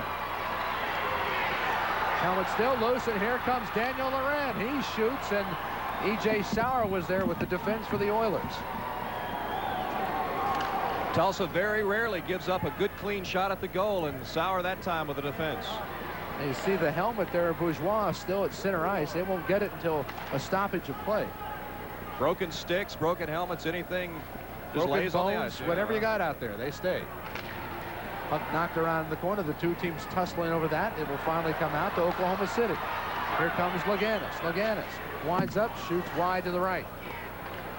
Jamie Hearn will pick it up from there. Loses the puck and then loses control. Al Murphy now. Firing it out to Mario Nobili. Nobili with Sylvan No. Fires it in. He's knocked down from behind. Good hard check that time. And now Nobili didn't like it. He's going to go at it. Now Mario Nobili having some words here with Jamie Hearn. They get into a little push and shove, and let's see what's going to happen here. Someone's leaving the ice. Well, referee Chris Crozan says, fellas, it's time to sit down here for a little bit and see what's going to happen. There's a look at Taylor Hall, who's the player coach. I don't believe he was involved. I think it's Mario Nobili who's going to go and sit out some time here. 2-minute penalty, I believe, on Nobili. Nobili none too happy about it. He just shoved one of the linesmen. That's Jack Dunshee. Dunshee literally had to push him into the penalty box. Nobili very upset with that check from behind, and that's what started it all when he got checked from behind. And he went over to Jamie Hearn and I guess argued about it a little too roughly, and he will leave for unsportsmanlike conduct. Hearn will also leave for 2 minutes for unsportsmanlike conduct. So both teams will stay at 4 apiece here in play. Penalties picking up here in the second half. Only 4 called in the first period. Second half, second period. 4 in the first period. We haven't said ball game yet, so we're okay.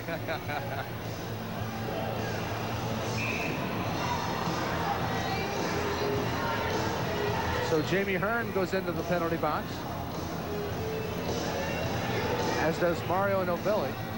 That's at the 16:40 mark. There's a look at Jamie Hearn. He'll serve 2 minutes. Hearn's been in the box for 142 minutes this season. About an average stay. Not a lot, not a little. So really, for the most part, I would think, Ed, that Oklahoma City has very much been the aggressor here in the second period. The Blazers have put a lot of pressure on Tony Martino, and thus far, the Oilers haven't come up with much of a consistent attack against Alan Perry. He's been kind of the lonely man down on his end. And we flashed up misconduct under Jamie Hearn. That is not a game misconduct, just unsportsmanlike 2 minutes. Martino, the kick save. Puck goes over the glass, and we'll have a face-off in the Oilers' end. 3:12 left in the period, 1:53. The penalties to Hearn and Nobili. The last thing Coach Unger told John Anderson in the interview in the first intermission, he felt Tony Martino was going to win the game for him, and so far Martino has been the difference in this game. Fleury, Laurent, they've all had excellent opportunities right out in front, and Martino, except for one power play, has answered the call. Face off to the right circle there of Martino. It'll be Taylor Hall taking the draw against Jim Sully of Oklahoma City. Tom Corrales is there. He'll regroup and has Doug Lawrence to help him out. Lawrence now controlling the puck back to Iaquinta. He fires it in. Icing the puck is the call, and we go back for another face-off in the neutral zone. Actually back down to the Oilers' end. Well, with that stoppage of play, we'll step aside as well. 2:56 remaining. 1-1 our score here on the Spirit of Oklahoma Network. Hardee's Frisco Burger, with the great taste of sourdough bread, brings a bit of San Francisco to you. And now it could bring you to San Francisco. Just play Hardee's Frisco Gold Rush game. Your chance to win a trip to visit me in San Francisco. You can also win real gold, instant cash, or delicious food awards. And you get to play every time you enjoy a Hardee's Frisco Burger or Frisco breakfast sandwich. You know, you just can't lose. Are you ready for some real fun? Hardee's. John Walls here with Ed Murray. 2:48 remaining in the second period of play. Tulsa 1, Oklahoma City 1. Here's another look at Martino's last save there as he covers up and right on the doorstep. This is something the Blazers have not been doing well in this sort of slump they've been in. Being right in the crease, ready to get a rebound if it comes loose. They're doing a much better job of it. You know, we're at 1-1 in this series this season. The low-scoring game has, I believe, 5 or 6 goals. 5 goals scored in the game 7, and there have been as many as 15 scored. This is usually a high-scoring series, but so far the goalies are in command. To give you an idea, too, Ed, out of the 11 games the two have played, 4 of those games have been decided by 1 goal. Well, 6 by 2 goals or less, so we're right on target there. Here's Taylor Hall shooting, and Perry knocks it away with his stick. Quentin Sully get taken up. Taylor Hall turned back on the first chance. Perry coming up big for the Blazers. Outstanding that time. He got the leg down, the puck right there out front. Best opportunity for the Oilers in the last 4 or 5 minutes.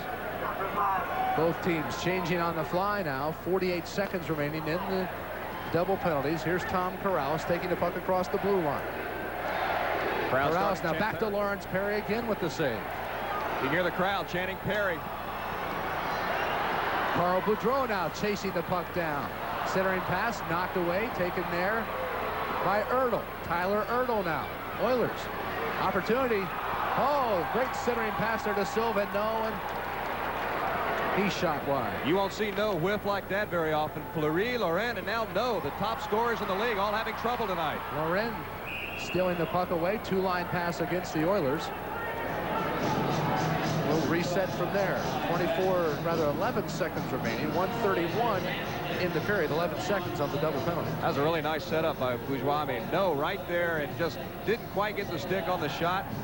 Of course, he has the 1 Oiler goal tonight. Fleury has the 1 goal for the Blazers, but both of them, leading scorers on their team goal-wise, have really missed some opportunities that they normally will connect on. Well, here we come with that chant again. Quite frankly, I don't know what to make of that. How about nothing? Yeah. We will allow others to pass judgment on its political correctness or cultural correctness. Most of the fans are ignoring it. Puck shot back into the Oilers zone there. E.J. Sauer is going to retrieve the puck as the penalties are now clear and both teams are back to full strength. Nobilly and Hearn back on for the Oilers and the Blazers respectively now. And is Ertl shooting high. Ertl's really getting involved in this game for just signing on today. Sauer and Perry will cover up. No, another good opportunity. Perry there to answer once again. All of a sudden now it's Perry that's having to make the save after save. Martino finally getting a bit of a rest as he was really peppered in the middle part of this period. Here's another look at it. Sauer right out in front. No on the deflection. Then trying to get the rebound, but there you see Sean Gorman riding him off the puck. And that's where the defense is picked up tonight for the Blazers.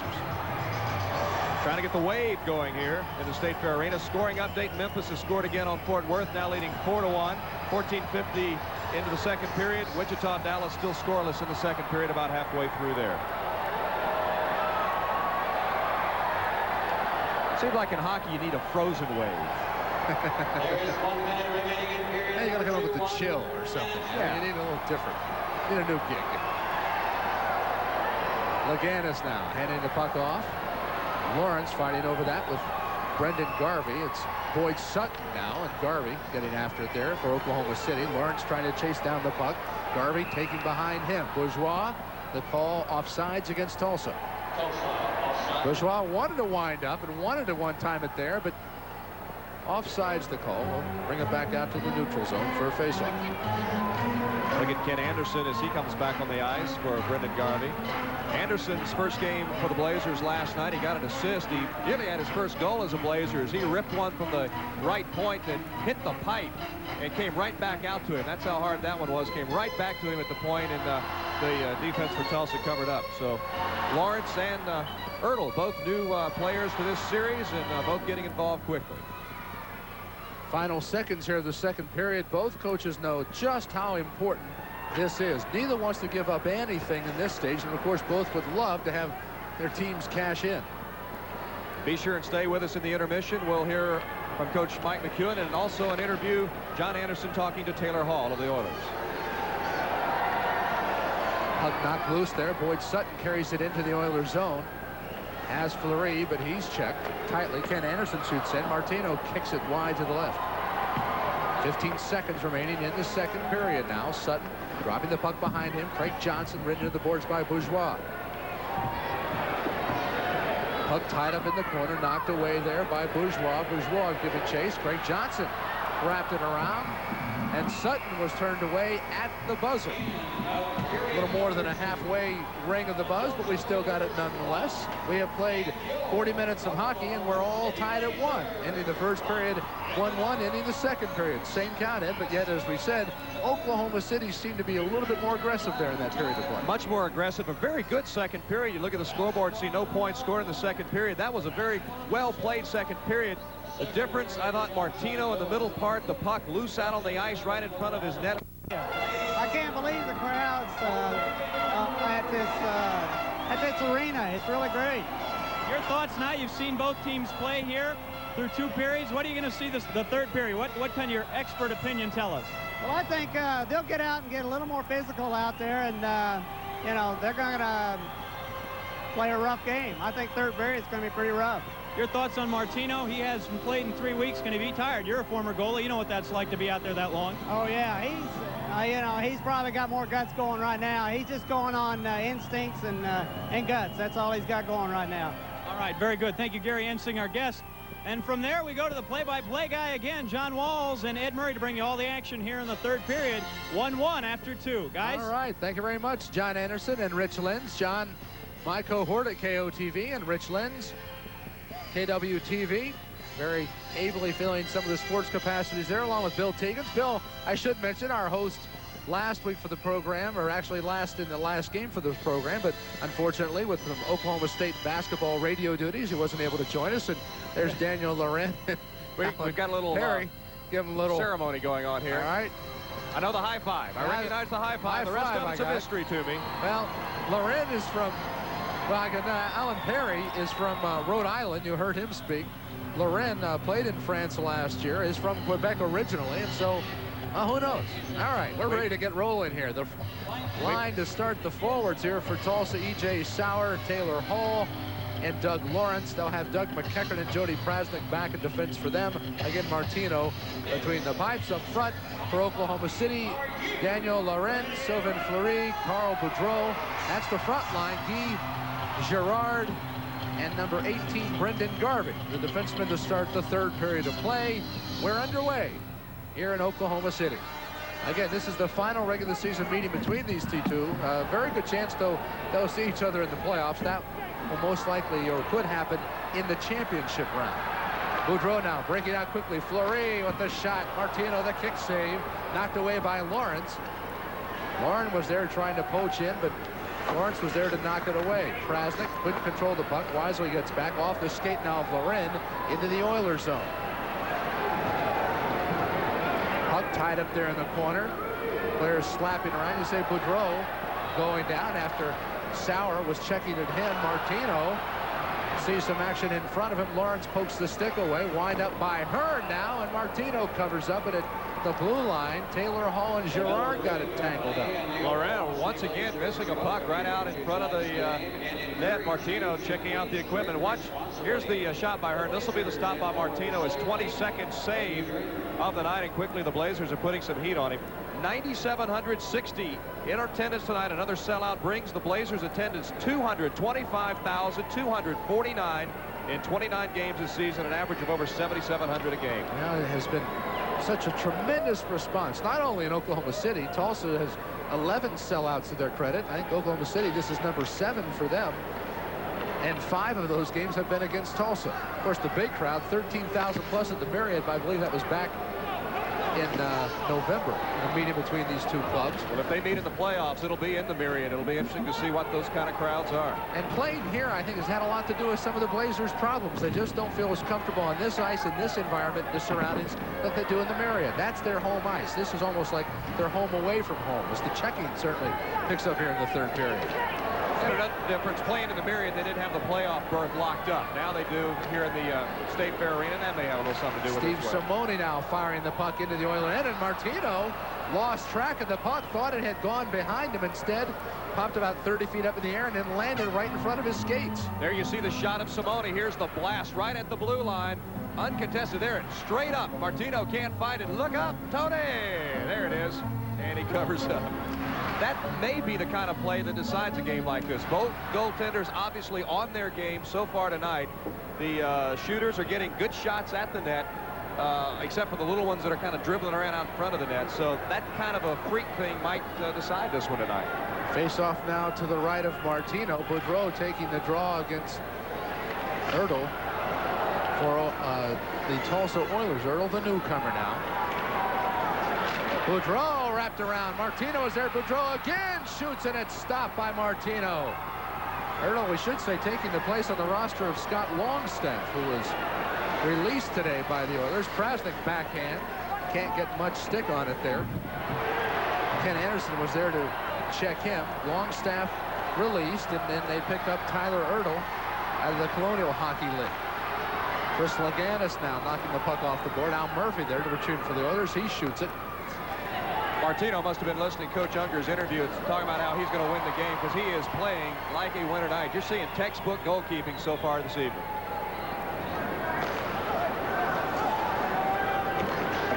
Quinton now bouncing the puck off the board. Sylvaneau ridden into the board by Lorin.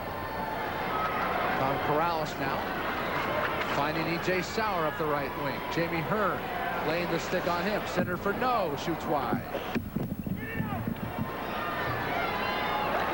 Puck back to Iackenta. He'll fire back into the Blazer zone. It's there where Brendan Garvey will retrieve it. 17-12 remaining, third period of play. Here comes Boyd Sutton against Iackenta, skating around, centering pass. Fleury couldn't handle it. Some players down. Tom Corrales is down. He's shaken up. He'll limp off the ice. I think the shot by Fleury might have caught him flush. It looked like he gave up the body. Fleury was right out in front, right in the slot area, and he let one go, and I think Corrales blocked it with his body. He stayed down, and he's going over the bench now. You see number 3 there, Tom Corrales going into the bench area there, and that's just plain old smarts. That hurts. Looked like in the knee area. Let's take a look. Let's see if we can see what happened. Here's the rush by Sutton. Beautiful setup pass out front. Corrales kind of missed it there, and here's Fleury, and got him right in the knee with the shot. Or it may have hurt the knee when he went down to the ice, but it is the knee injured for Corrales. Another opportunity for Fleury right out in front this evening. By the way, some of the players, their families in Quebec and New York area, trying to pick us up on satellite tonight. We certainly hope they were able to do that, and we welcome them to Central Hockey League action, and we certainly are enjoying your sons playing tonight. I'd like to say, too, the only ice that you may see here on the screen, we've got a little more outside. Of course, not today. It's all melted away, but we've had a little bit of snow here the past week or so, trying to make the folks from up north feel right at home, as you talked about, Mike McEwen and his family. Now here comes Daniel Laurent charging across the blue line. Prasnik there to lay a body on him. Fleury shoots wide. Lawrence can't control the pass from No. Gorman fires it in. Blazers will change on the fly now. Puck shot the length of the ice. Sylvan no in chase. Brendan Garvey goes after it. Guy Girard as well, and icing's the call. We'll have a face-off back in the Oilers' end. 16:03 remaining in the third, are all tied at 1 on the Spirit of Oklahoma network. My name is Lyle Love from Weatherford, Oklahoma. We're an oil field service company. We chose Ford trucks because of their reliability and their service quality. Most roads we go down are normally gravel and they're bumpy, and the Ford trucks service all those roads well. We never had any problem getting to or from location. When we first bought the trucks, of course, we could have chose any kind of truck, but we started out with Fords, and they've serviced us well over 10 years. 1-1 our score, 16:03 remaining. Face off in the left circle of Martino. Taylor Hall taking the draw for Tulsa. Carl Boudreau for Oklahoma City. Al Murphy now with control of the puck for the Oilers, and back comes Tulsa. Murphy now charging down the left wing, flips it into the Blazer zone. Doug Lawrence there can't catch up. Guy Girard with the puck for Oklahoma City. His pass to Simone, couldn't be handled. As each minute goes by, I don't know if you can hear it at home, but this intensity of this crowd is picking up as the clock continues to wind down here in the third period. It's kind of interesting too. A lot of the crowd wasn't here as Taylor Hall now centering pass. Bourgeois couldn't handle it. That's Tyler Ertl. Some of the crowd, a lot of the folks didn't get here right away. The game was moved up from 7:30 to 7, and there are a few empty seats. And I think maybe it's taken some of them time to get rolling here as well. Taylor Hall now chasing it down. Back out to the point. Slapped in by Iaquinta. Perry covers up. The crowd knows a good hockey game when they see one. Tied at 1.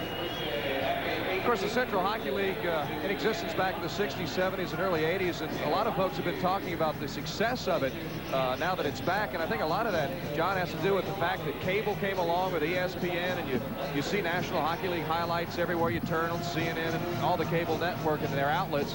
And I think people have gotten a better understanding of the game, and the stars like Gretzky and Lemieux have emerged. And before, when the Hockey League was here, you didn't have the cable television and weren't able to see the top level of hockey, and now you can and appreciate it now at this level. Well, there's no question that hockey across America is enjoying, well, a renaissance or a rebirth or whatever you want to call it. Minor leagues are very well attended, in the Central Hockey League setting the pace there. Very competitive in many respects with most leagues. I guess the International Hockey League still the top draw around, but after that, the American Hockey League and the CHL is right up there with the best of them. By the way, we mentioned earlier that Mark McGinn, here are the current streaks for the Blazers. Boudreau has assists in 7 straight games. That is a Blazers record, and Laurent has scored points in 16 straight games. I believe that also is a team record. He had 13 consecutive games with goals. That streak was stopped last night, but he did pick up an assist, icing the call here. Face-off back in the Blazer zone. He did pick up an assist, though, last night, and that kept that scoring streak intact at 16. And as I was mentioning just a moment ago, we had Mark McGinn of the Blazers up here. He was available tonight, but the Blazers one extra person on the roster. They can only have 16, so he sits out. So you might be wondering now that Joe Burton is out of the game, could McGinn go suit up now and give them back to full strength? He cannot. Once the roster is set for the evening, that's the way it is, regardless of how many players go out. There's a look at that heavy ice that Taylor Hall was talking about. Zamboni won't draw right between periods here.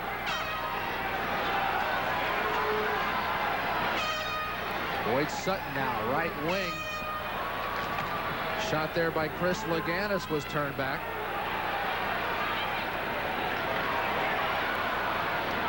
Craig Johnson now looking for some help. Has Sutton behind the goal. E.J. Sauer takes him off the puck. Trying to tie it up. Jody Prasnik and Johnson get involved, and they freeze the puck against the boards. We'll have a face-off here in the Oilers zone. Right there you can see how the ice is affecting play a bit, as Coach McEwen was talking about the intermission break with John Anderson.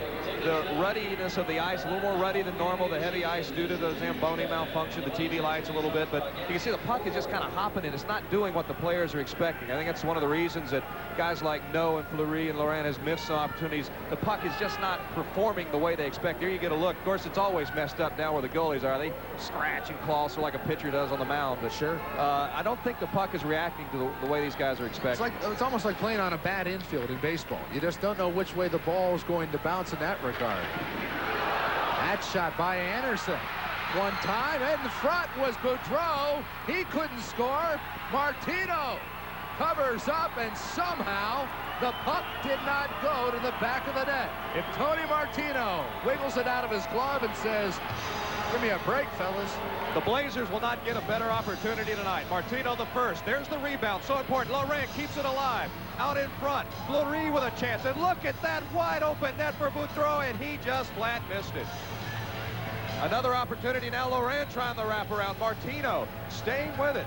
Outstanding job of Martino, but Boudreau just flat missed it. Boy, you see bodies flying everywhere, and Tony Martino. Well, maybe Gary Younger is a prophet after all. Talking about Martino being the hero of this game back between periods 1 and 2.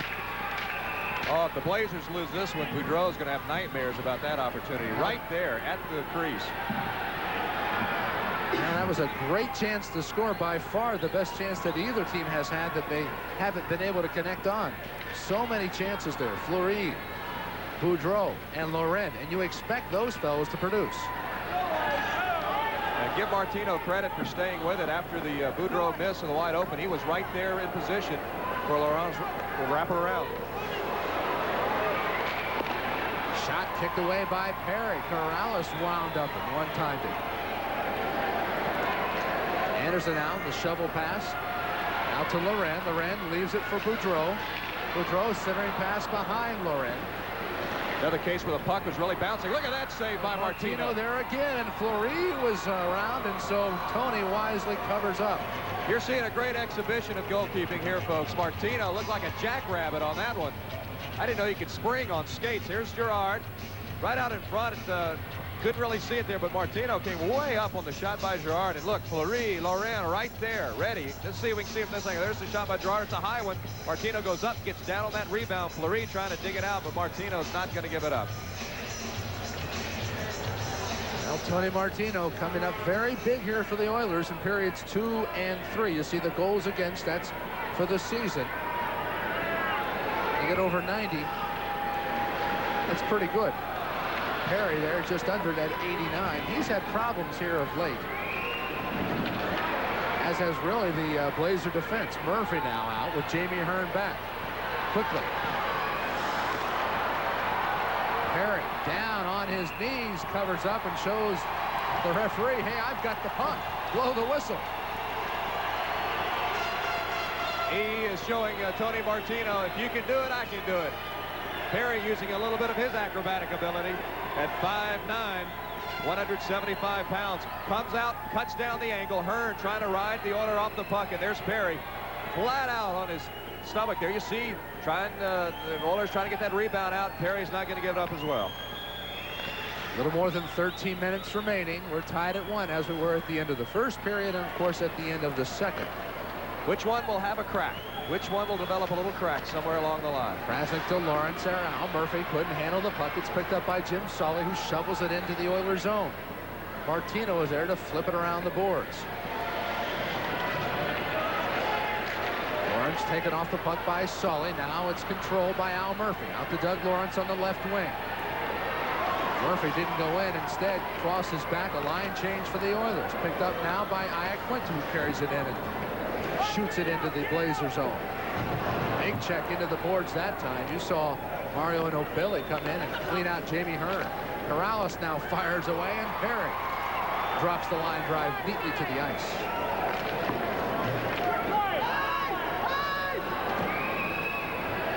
Iaquinta chases it down, icing the call against Oklahoma City.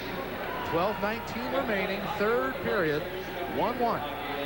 I'm John Walls, along with Ed Murray of KWTV, Rich Lenz of KWTV, and our own John Anderson on KOTV. We welcome all of you statewide here on the Spirit of Oklahoma Network. Our pleasure to bring you our second Central Hockey League telecast. Good look at Alan Perry. Coming into this period, Perry had made 26 saves, Martino 20. Both are well over the 30 save mark, I would have to think. We're trying to update those numbers for you, but both playing an outstanding game. Both goals given up were on the power play, both by leading scorers. That's Chris Laganis trying to carry the puck in. Quinta was there to cause some problems for him. Boudreau kicks it back in behind the red line. Boudreau again now. Shoved into the boards by Bourgeois. Puck behind the net. Dumped there by Laganis. No call. Fans wanted it. Ken Anderson now with Quinta checking him. Anderson again winds up and shoots wide. Bourgeois getting tangled up in the middle. He and Boudreau changing a little push and shove, and the puck cleared the length of the ice. That'll be icing call against Tulsa. Once it's touched there by Craig Johnson, we'll bring it back down to the other end for a face-off back in the Oilers zone. 11:24 remaining. 1-1 our score on the Spirit of Oklahoma Network. This may look like a typical night beer, and some typical friends enjoying a typical day in the park.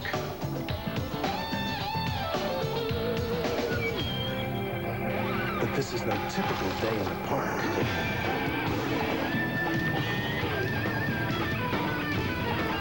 And this doesn't taste like a typical light beer, because this is cold-filtered Miller Genuine Draft Light. So there's nothing typical about it. Welcome back to State Fair Arena here in Oklahoma City. John Walls with Ed Murray. 1-1 our score. In case you're wondering, there is overtime. It is sudden death, 5 minutes of play, and if it's still tied after that, we go to a shootout, 6-man shootout. So far in this period, Tulsa's taken 5 shots, Oklahoma City 10. That gives Alan Perry 31 saves for the game, Tony Martino 30.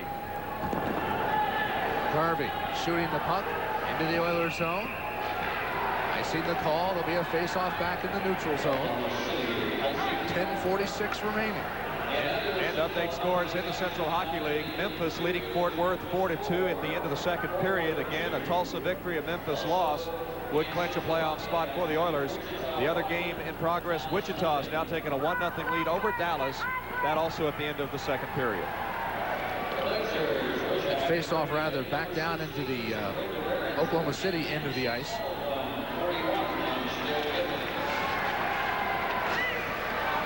Oddly enough, Ed, as tightly contested as these games have been between these two, we have not had an overtime game between the two teams. Someone has always stepped up and made the play. And it was nearly made right there. There have been so many one-goal games, and each time someone has answered it when it had to be done. And in the third period, the Blazers have outscored Tulsa in the series 19-10. However, the Oilers outscored Oklahoma City 1-0 in the third period last night. Al Murphy shoots and Perry there. Comes up with his stick to kick it away. Corrales keeping it in. Offsides, the call against Tulsa. That call by linesman Jack Dunshee. Corrales didn't exactly agree with it. What was your first clue?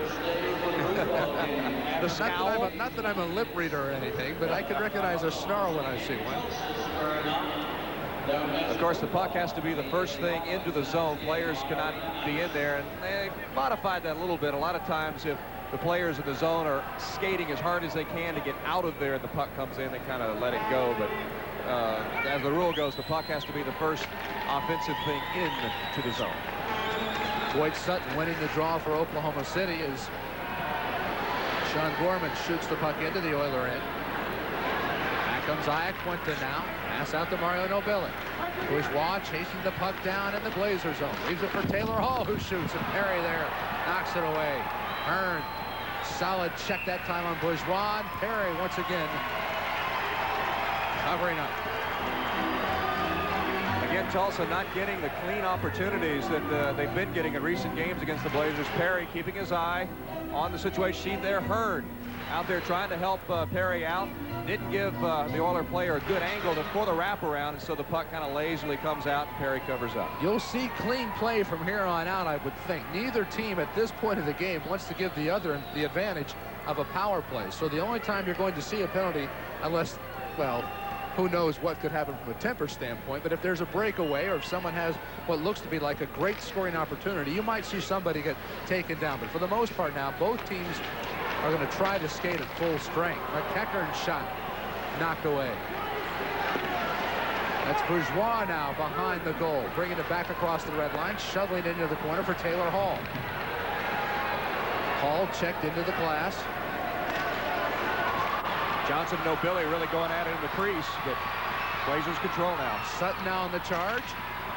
Leaves it back for Simone, whose shot goes in front of Martino. Sutton now, stick check by Hall. Carried back across the red line, pass to Gerard. Gerard now has Simone, leaves it for Steve. He tries to control the puck. McEachern on him, bounces off of Martino's shoulder pad, and that was cleared out by Greg McEachern. I see the call against the Oilers. We'll come back the other way with it at the 8:44 mark. That puck nearly wiped out the folks in the penalty box area. The announcer Ben Buckman, who always, when the puck is flying out of the arena, keep your eye on the puck. That time he listened to his own advice because he barreled out of there as that puck nearly caught him, just catching the glass next to him. You know, I say, too, at the 8:44 mark, and hockey things are a little different. It's really not the 8:44 mark. There are 8 minutes and 44 seconds remaining. Quickly, what mark are we at? 11 minutes and 16 seconds have been played, so at the 11:16 mark. Martino there covering up. That knocked away by Tyler Ertl now, the newest Oiler, out to Doug Lawrence. Gerard takes him into the boards. And Anderson there wipes the puck off the boards. Picked up by Laganis. He gets into it with Slino a bit. Back up ice come the Blazers. Here's Iaquinta tying up Laganis. Laganis losing it to Iaquinta. Back down to Fleury. Fleury, the dump pass to Laganis. Fleury being tightly checked there by Iaquinta. Now to Iaquinta and Sylvain Fleury as the puck comes loose. Fleury kicking it back to the point. Laganis shoots. Puck knocked away. Corrales for the Oilers controls. Back down ice, Gerard. 7:47 remaining. Fleury shoots. And Martino saw it go wide to the left.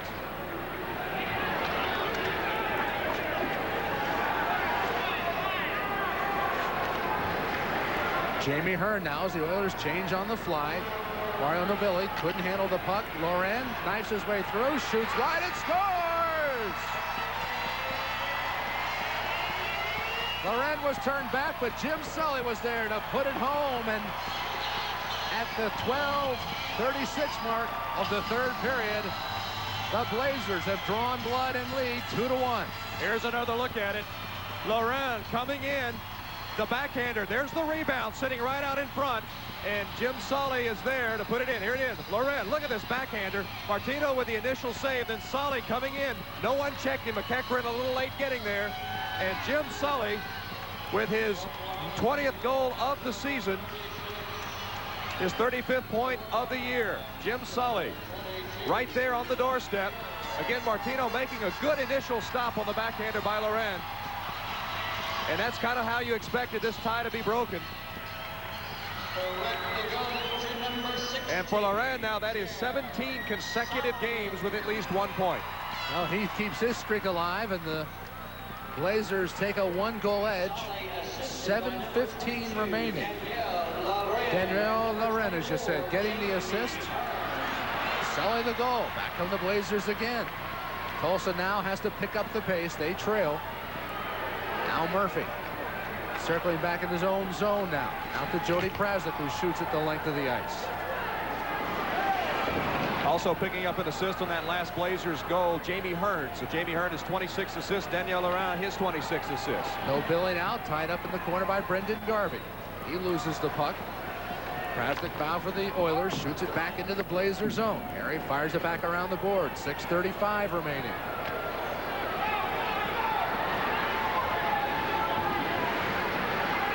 Tom Corrales touches the puck for the Oilers. That's icing against Oklahoma City. We'll have a face-off back in their zone when we come back on the Spirit of Oklahoma Network.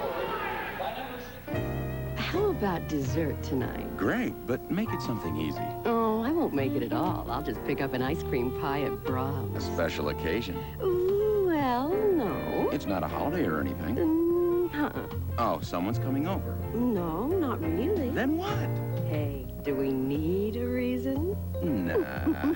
Take home delicious ice cream pies made with Brahms premium ice cream from your neighborhood Brahms anytime, like right now.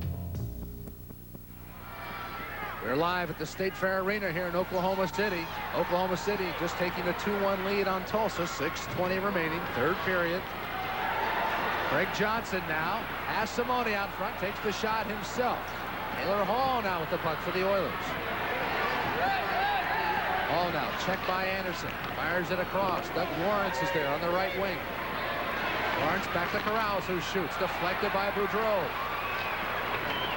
Puck knocked off the boards. Corrales has to give the Oilers time to get back on sides.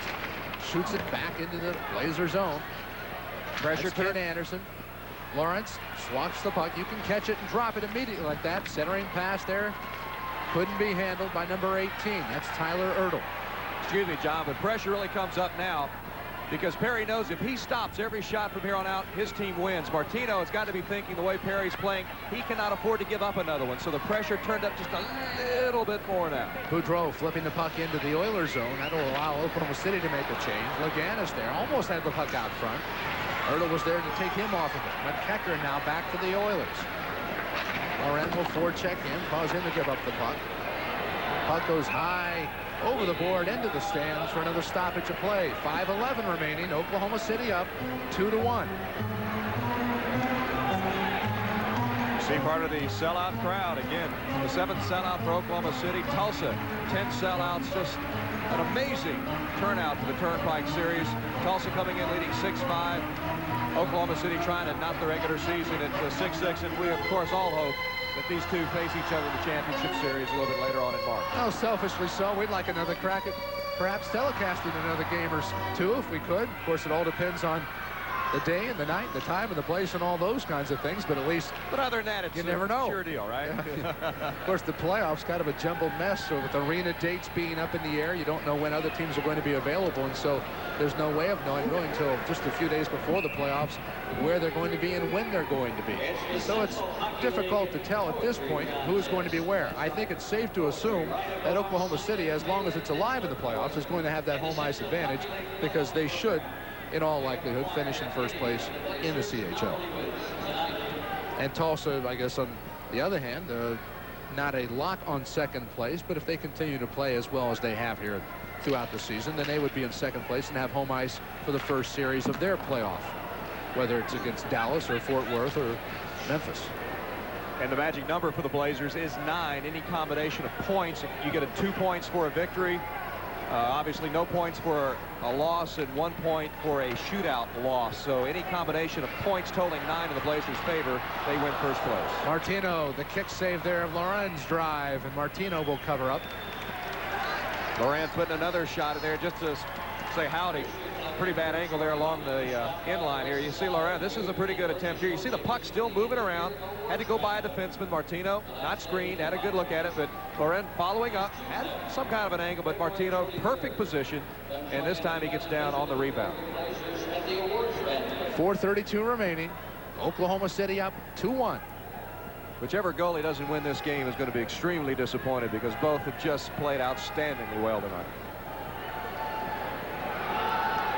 Kind of drawing down toward that time of the game too, Ed, where we start thinking about most valuable player, and offensively no one has really sparkled. I think Alan Perry is certainly a candidate. Of course, Loren coming up with the point to keep his streak alive is someone to be factored into the equation here. E.J. Sauer now carrying the puck across the blue line, picked up there by Jamie Hearn. You see E.J. there sliding around the boards. In comes Mario Nobili.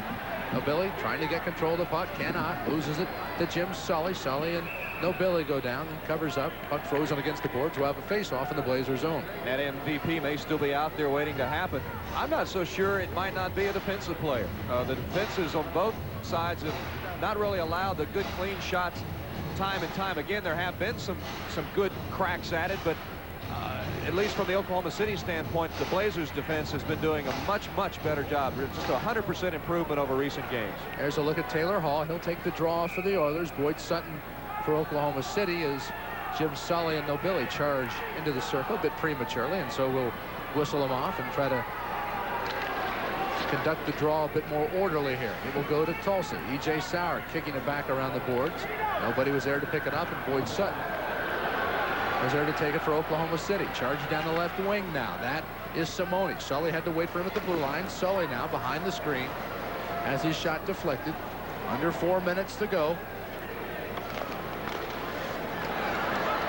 Here's Simone. Wants to wind up and fire. He's wide. Martino covers up. Under 4 minutes to play in the third period. Just in case this is our last telecast, to tell you how these players have come to appreciate Oklahoma, at least 4 of the Blazers, Guy Girard, Boyd Sutton, Jim Sully, and Daniel Laurent, plan on staying in the Oklahoma City area during the offseason. They've come down here. They enjoy Oklahoma, Oklahomans' hospitality. They're enjoying the hockey down here. So at least Girard, Sully, Laurent, and Sutton do plan on calling Oklahoma City home in the offseason, maybe getting in a little golf at some of our fine golf courses in the area. I know, you know, it doesn't matter what sport, you know, of an athlete. They all play golf. It seems. I mean, baseball players, they want to play golf. I was thinking hockey players, they want to play golf. We could have a great tournament between these two teams in the offseason. Maybe if we can't decide it on the ice, we can decide on the golf course. Might be working on something there. Get together, raise a little money for charity in the spirit of Oklahoma. Guy Girard loves the country music. Cowboy boots, the whole gig. Doug Lawrence now taking the puck across the blue line. He's picked up there by Anderson. Sylvan no. Lost the puck to Laurent. Laurent with Boudreau streaking down the middle of the ice. Martino there, and the goal is off its mark down here. They're going to have to stop and reset that as Martino went sliding into that, as did Jody Prasnick. So as they reset the equipment there, we'll take a timeout.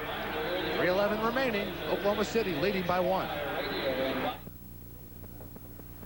You know, working at AutoZone is more than looking up parts or ringing up sales. Most of all, it's listening. Because my customers know more about their cars than I'll ever know. They know every rattle by heart. I mean, that car is their baby. So when they've got a problem they're going to fix for themselves, I'm going to do my best to help them get whatever they need, no matter what it takes.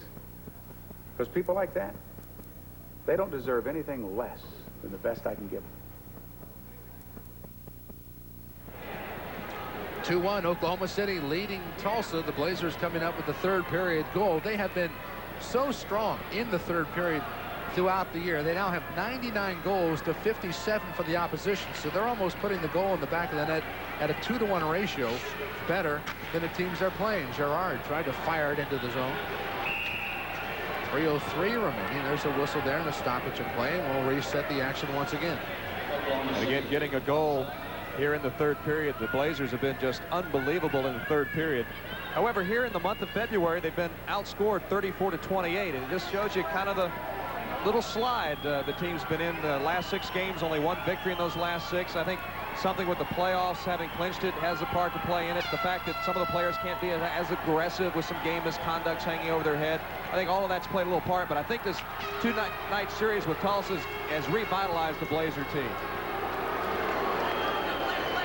And there's nothing like playing your closest competition to bring out the best in you, and certainly we have seen Oklahoma City regroup after last night's 2-goal loss and play a very solid hockey game tonight, as has the Oilers. Lawrence now leaving it for No. Silva No skating through. Stick check there by Guy Girard. Perry will cover it up, and Alan Perry certainly a strong candidate for most valuable player honors. Guy Girard as well, assisting on the first goal by Sylvain Fleury, and right there an example of the defense the Blazers have been playing. A good opportunity for the Oilers, but Girard there kind of getting his stick in the way and holding things up.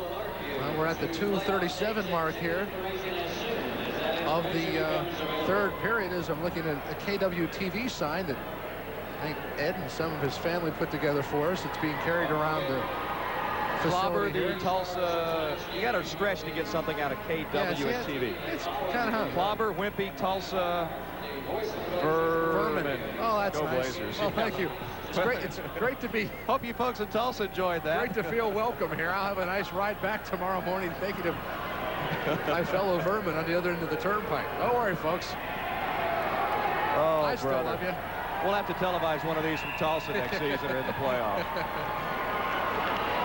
That would be nice to be up on that end. It would be just to have a chance to bring the folks around the state Tulsa Oiler hockey from the convention center. That place has been sold out so often here of late. Good news for Tulsa fans. Fort Worth is making a rally here. Memphis still leading 4-3 now at the start of the third period. A Memphis loss tonight would help the Tulsa cause, as they sure will clinch a playoff position, but of course they want to get that #1 or #2 slot. A Memphis loss would help send them in that direction. What's going to happen here if the score stays the same as we get down to the final minute? The Tulsa coach Gary Unger has to make a decision. At what point is he going to pull his goalie? And by that we mean, when does he take Tony Martino out of the game, put a 6th attacker onto the ice, and try to take advantage of having someone else other than your goalie out there? So you're really, in essence, putting yourself on the power play, but you also run the risk of those empty net goals, and that's something you have to decide as you get down to the final minute or so. Last night, Coach McEwen pulled the goalie with about 1:48 left, but it was a 2-goal deficit, so you would think it would be under that, or under a minute maybe. The puck firmly in the Blazers zone. Here's Perry again, stopping the shot. Sully tried to get a handle on it, but Martino is back now. He'll control the puck and flip it back down across the red line. Sowers there to dribble it along. A 2-line pass against Tulsa, and so a face-off in the other direction. 2 minutes, offsides rather, offside pass, as we said, 2 lines. 2 minutes remaining, 2-1 the score. The Blazers invite everyone to the official post-game party. The Oilers trying to gear up for one last barrage, and Oklahoma City, of course, thinking defense here. Obviously, in this situation, Martino has to stay at home, but if we get this kind of a situation, I'll say 45 seconds to a minute from now, and it's in the Blazers' end, I think that's when you would see Martino come off the ice.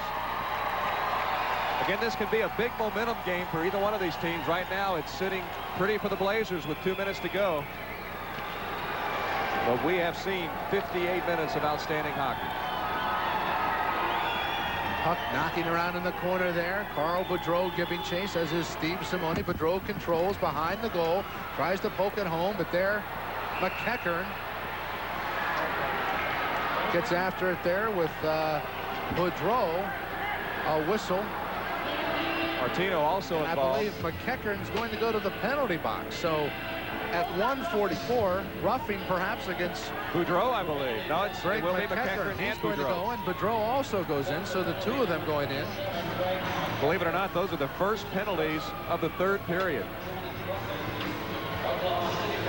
Obviously, this game can get rough at times with some pretty amazing fights, but it can also be played extremely clean, and that's what we've seen tonight. A good, solid, clean hockey game. McEachern and Boudreau both off for roughing. But again, only what, the 2, 4, 6, 8, 10, and 11 penalties of the evening. All minor penalties. So now for the remainder of this game, barring other penalties, will be 4-on-4 here. Both teams putting a player in the penalty box.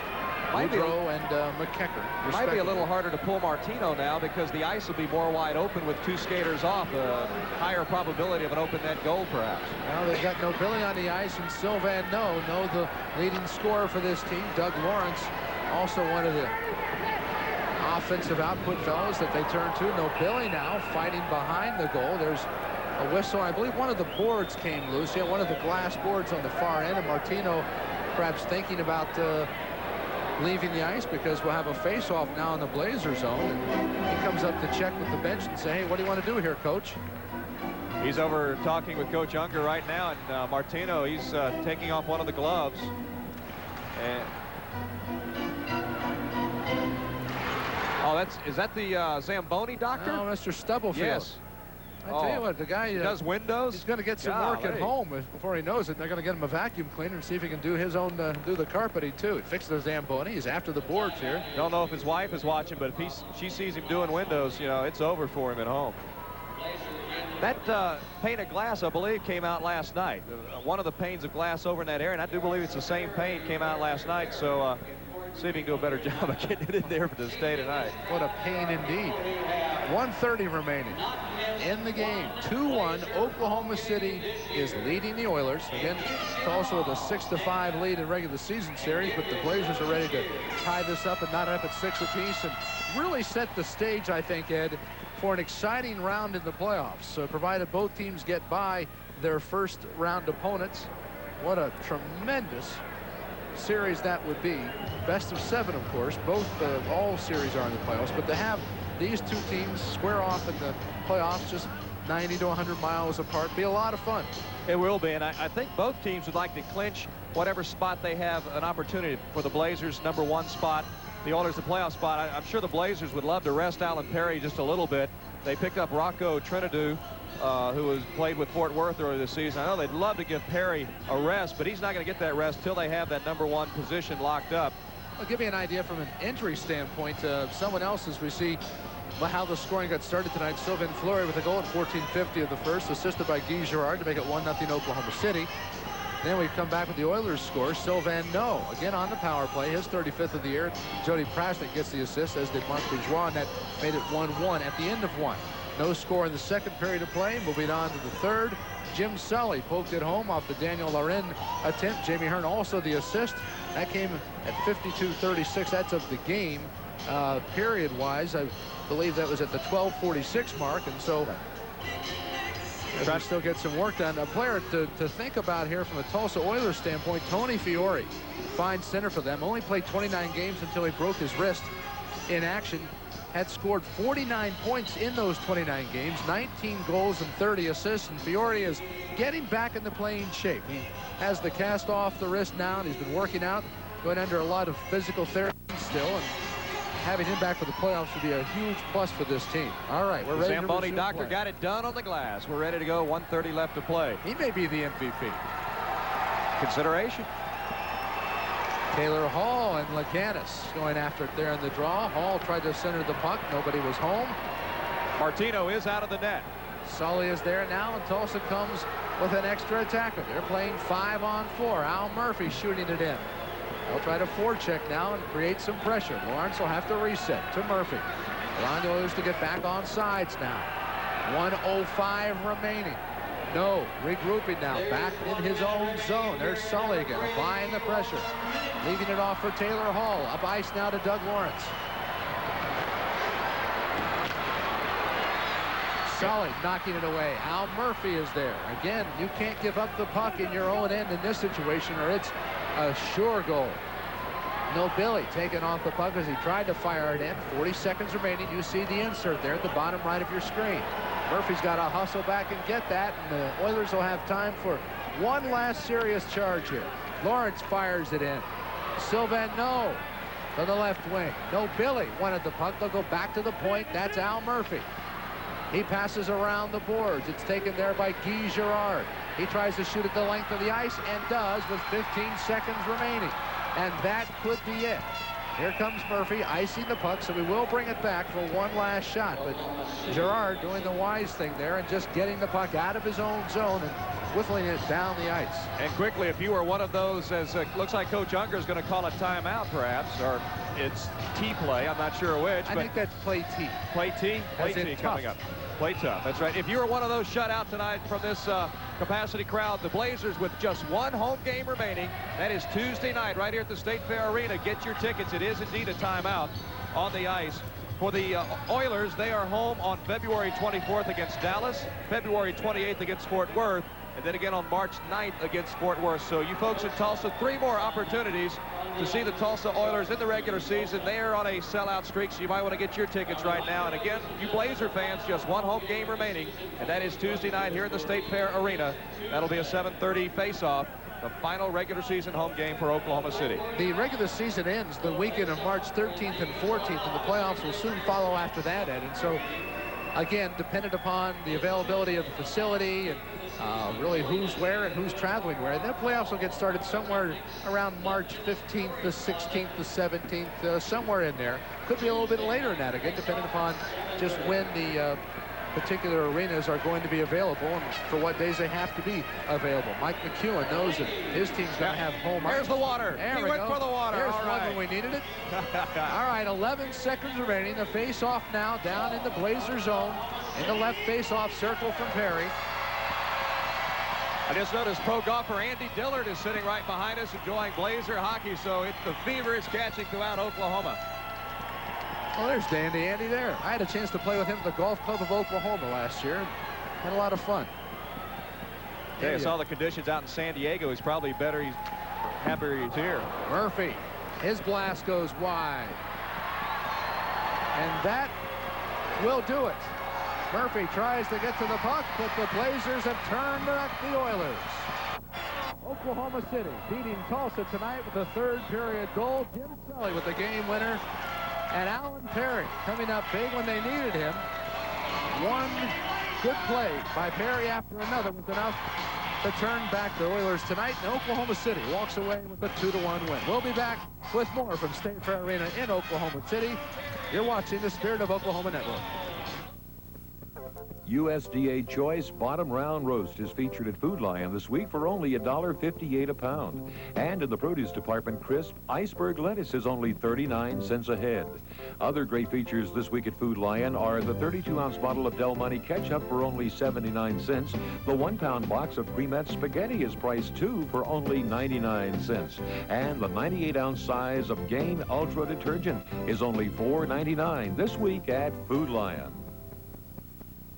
Better selection and a lower price. That's volume. Lining in as he got nailed by Bird going by. Sports Center coming along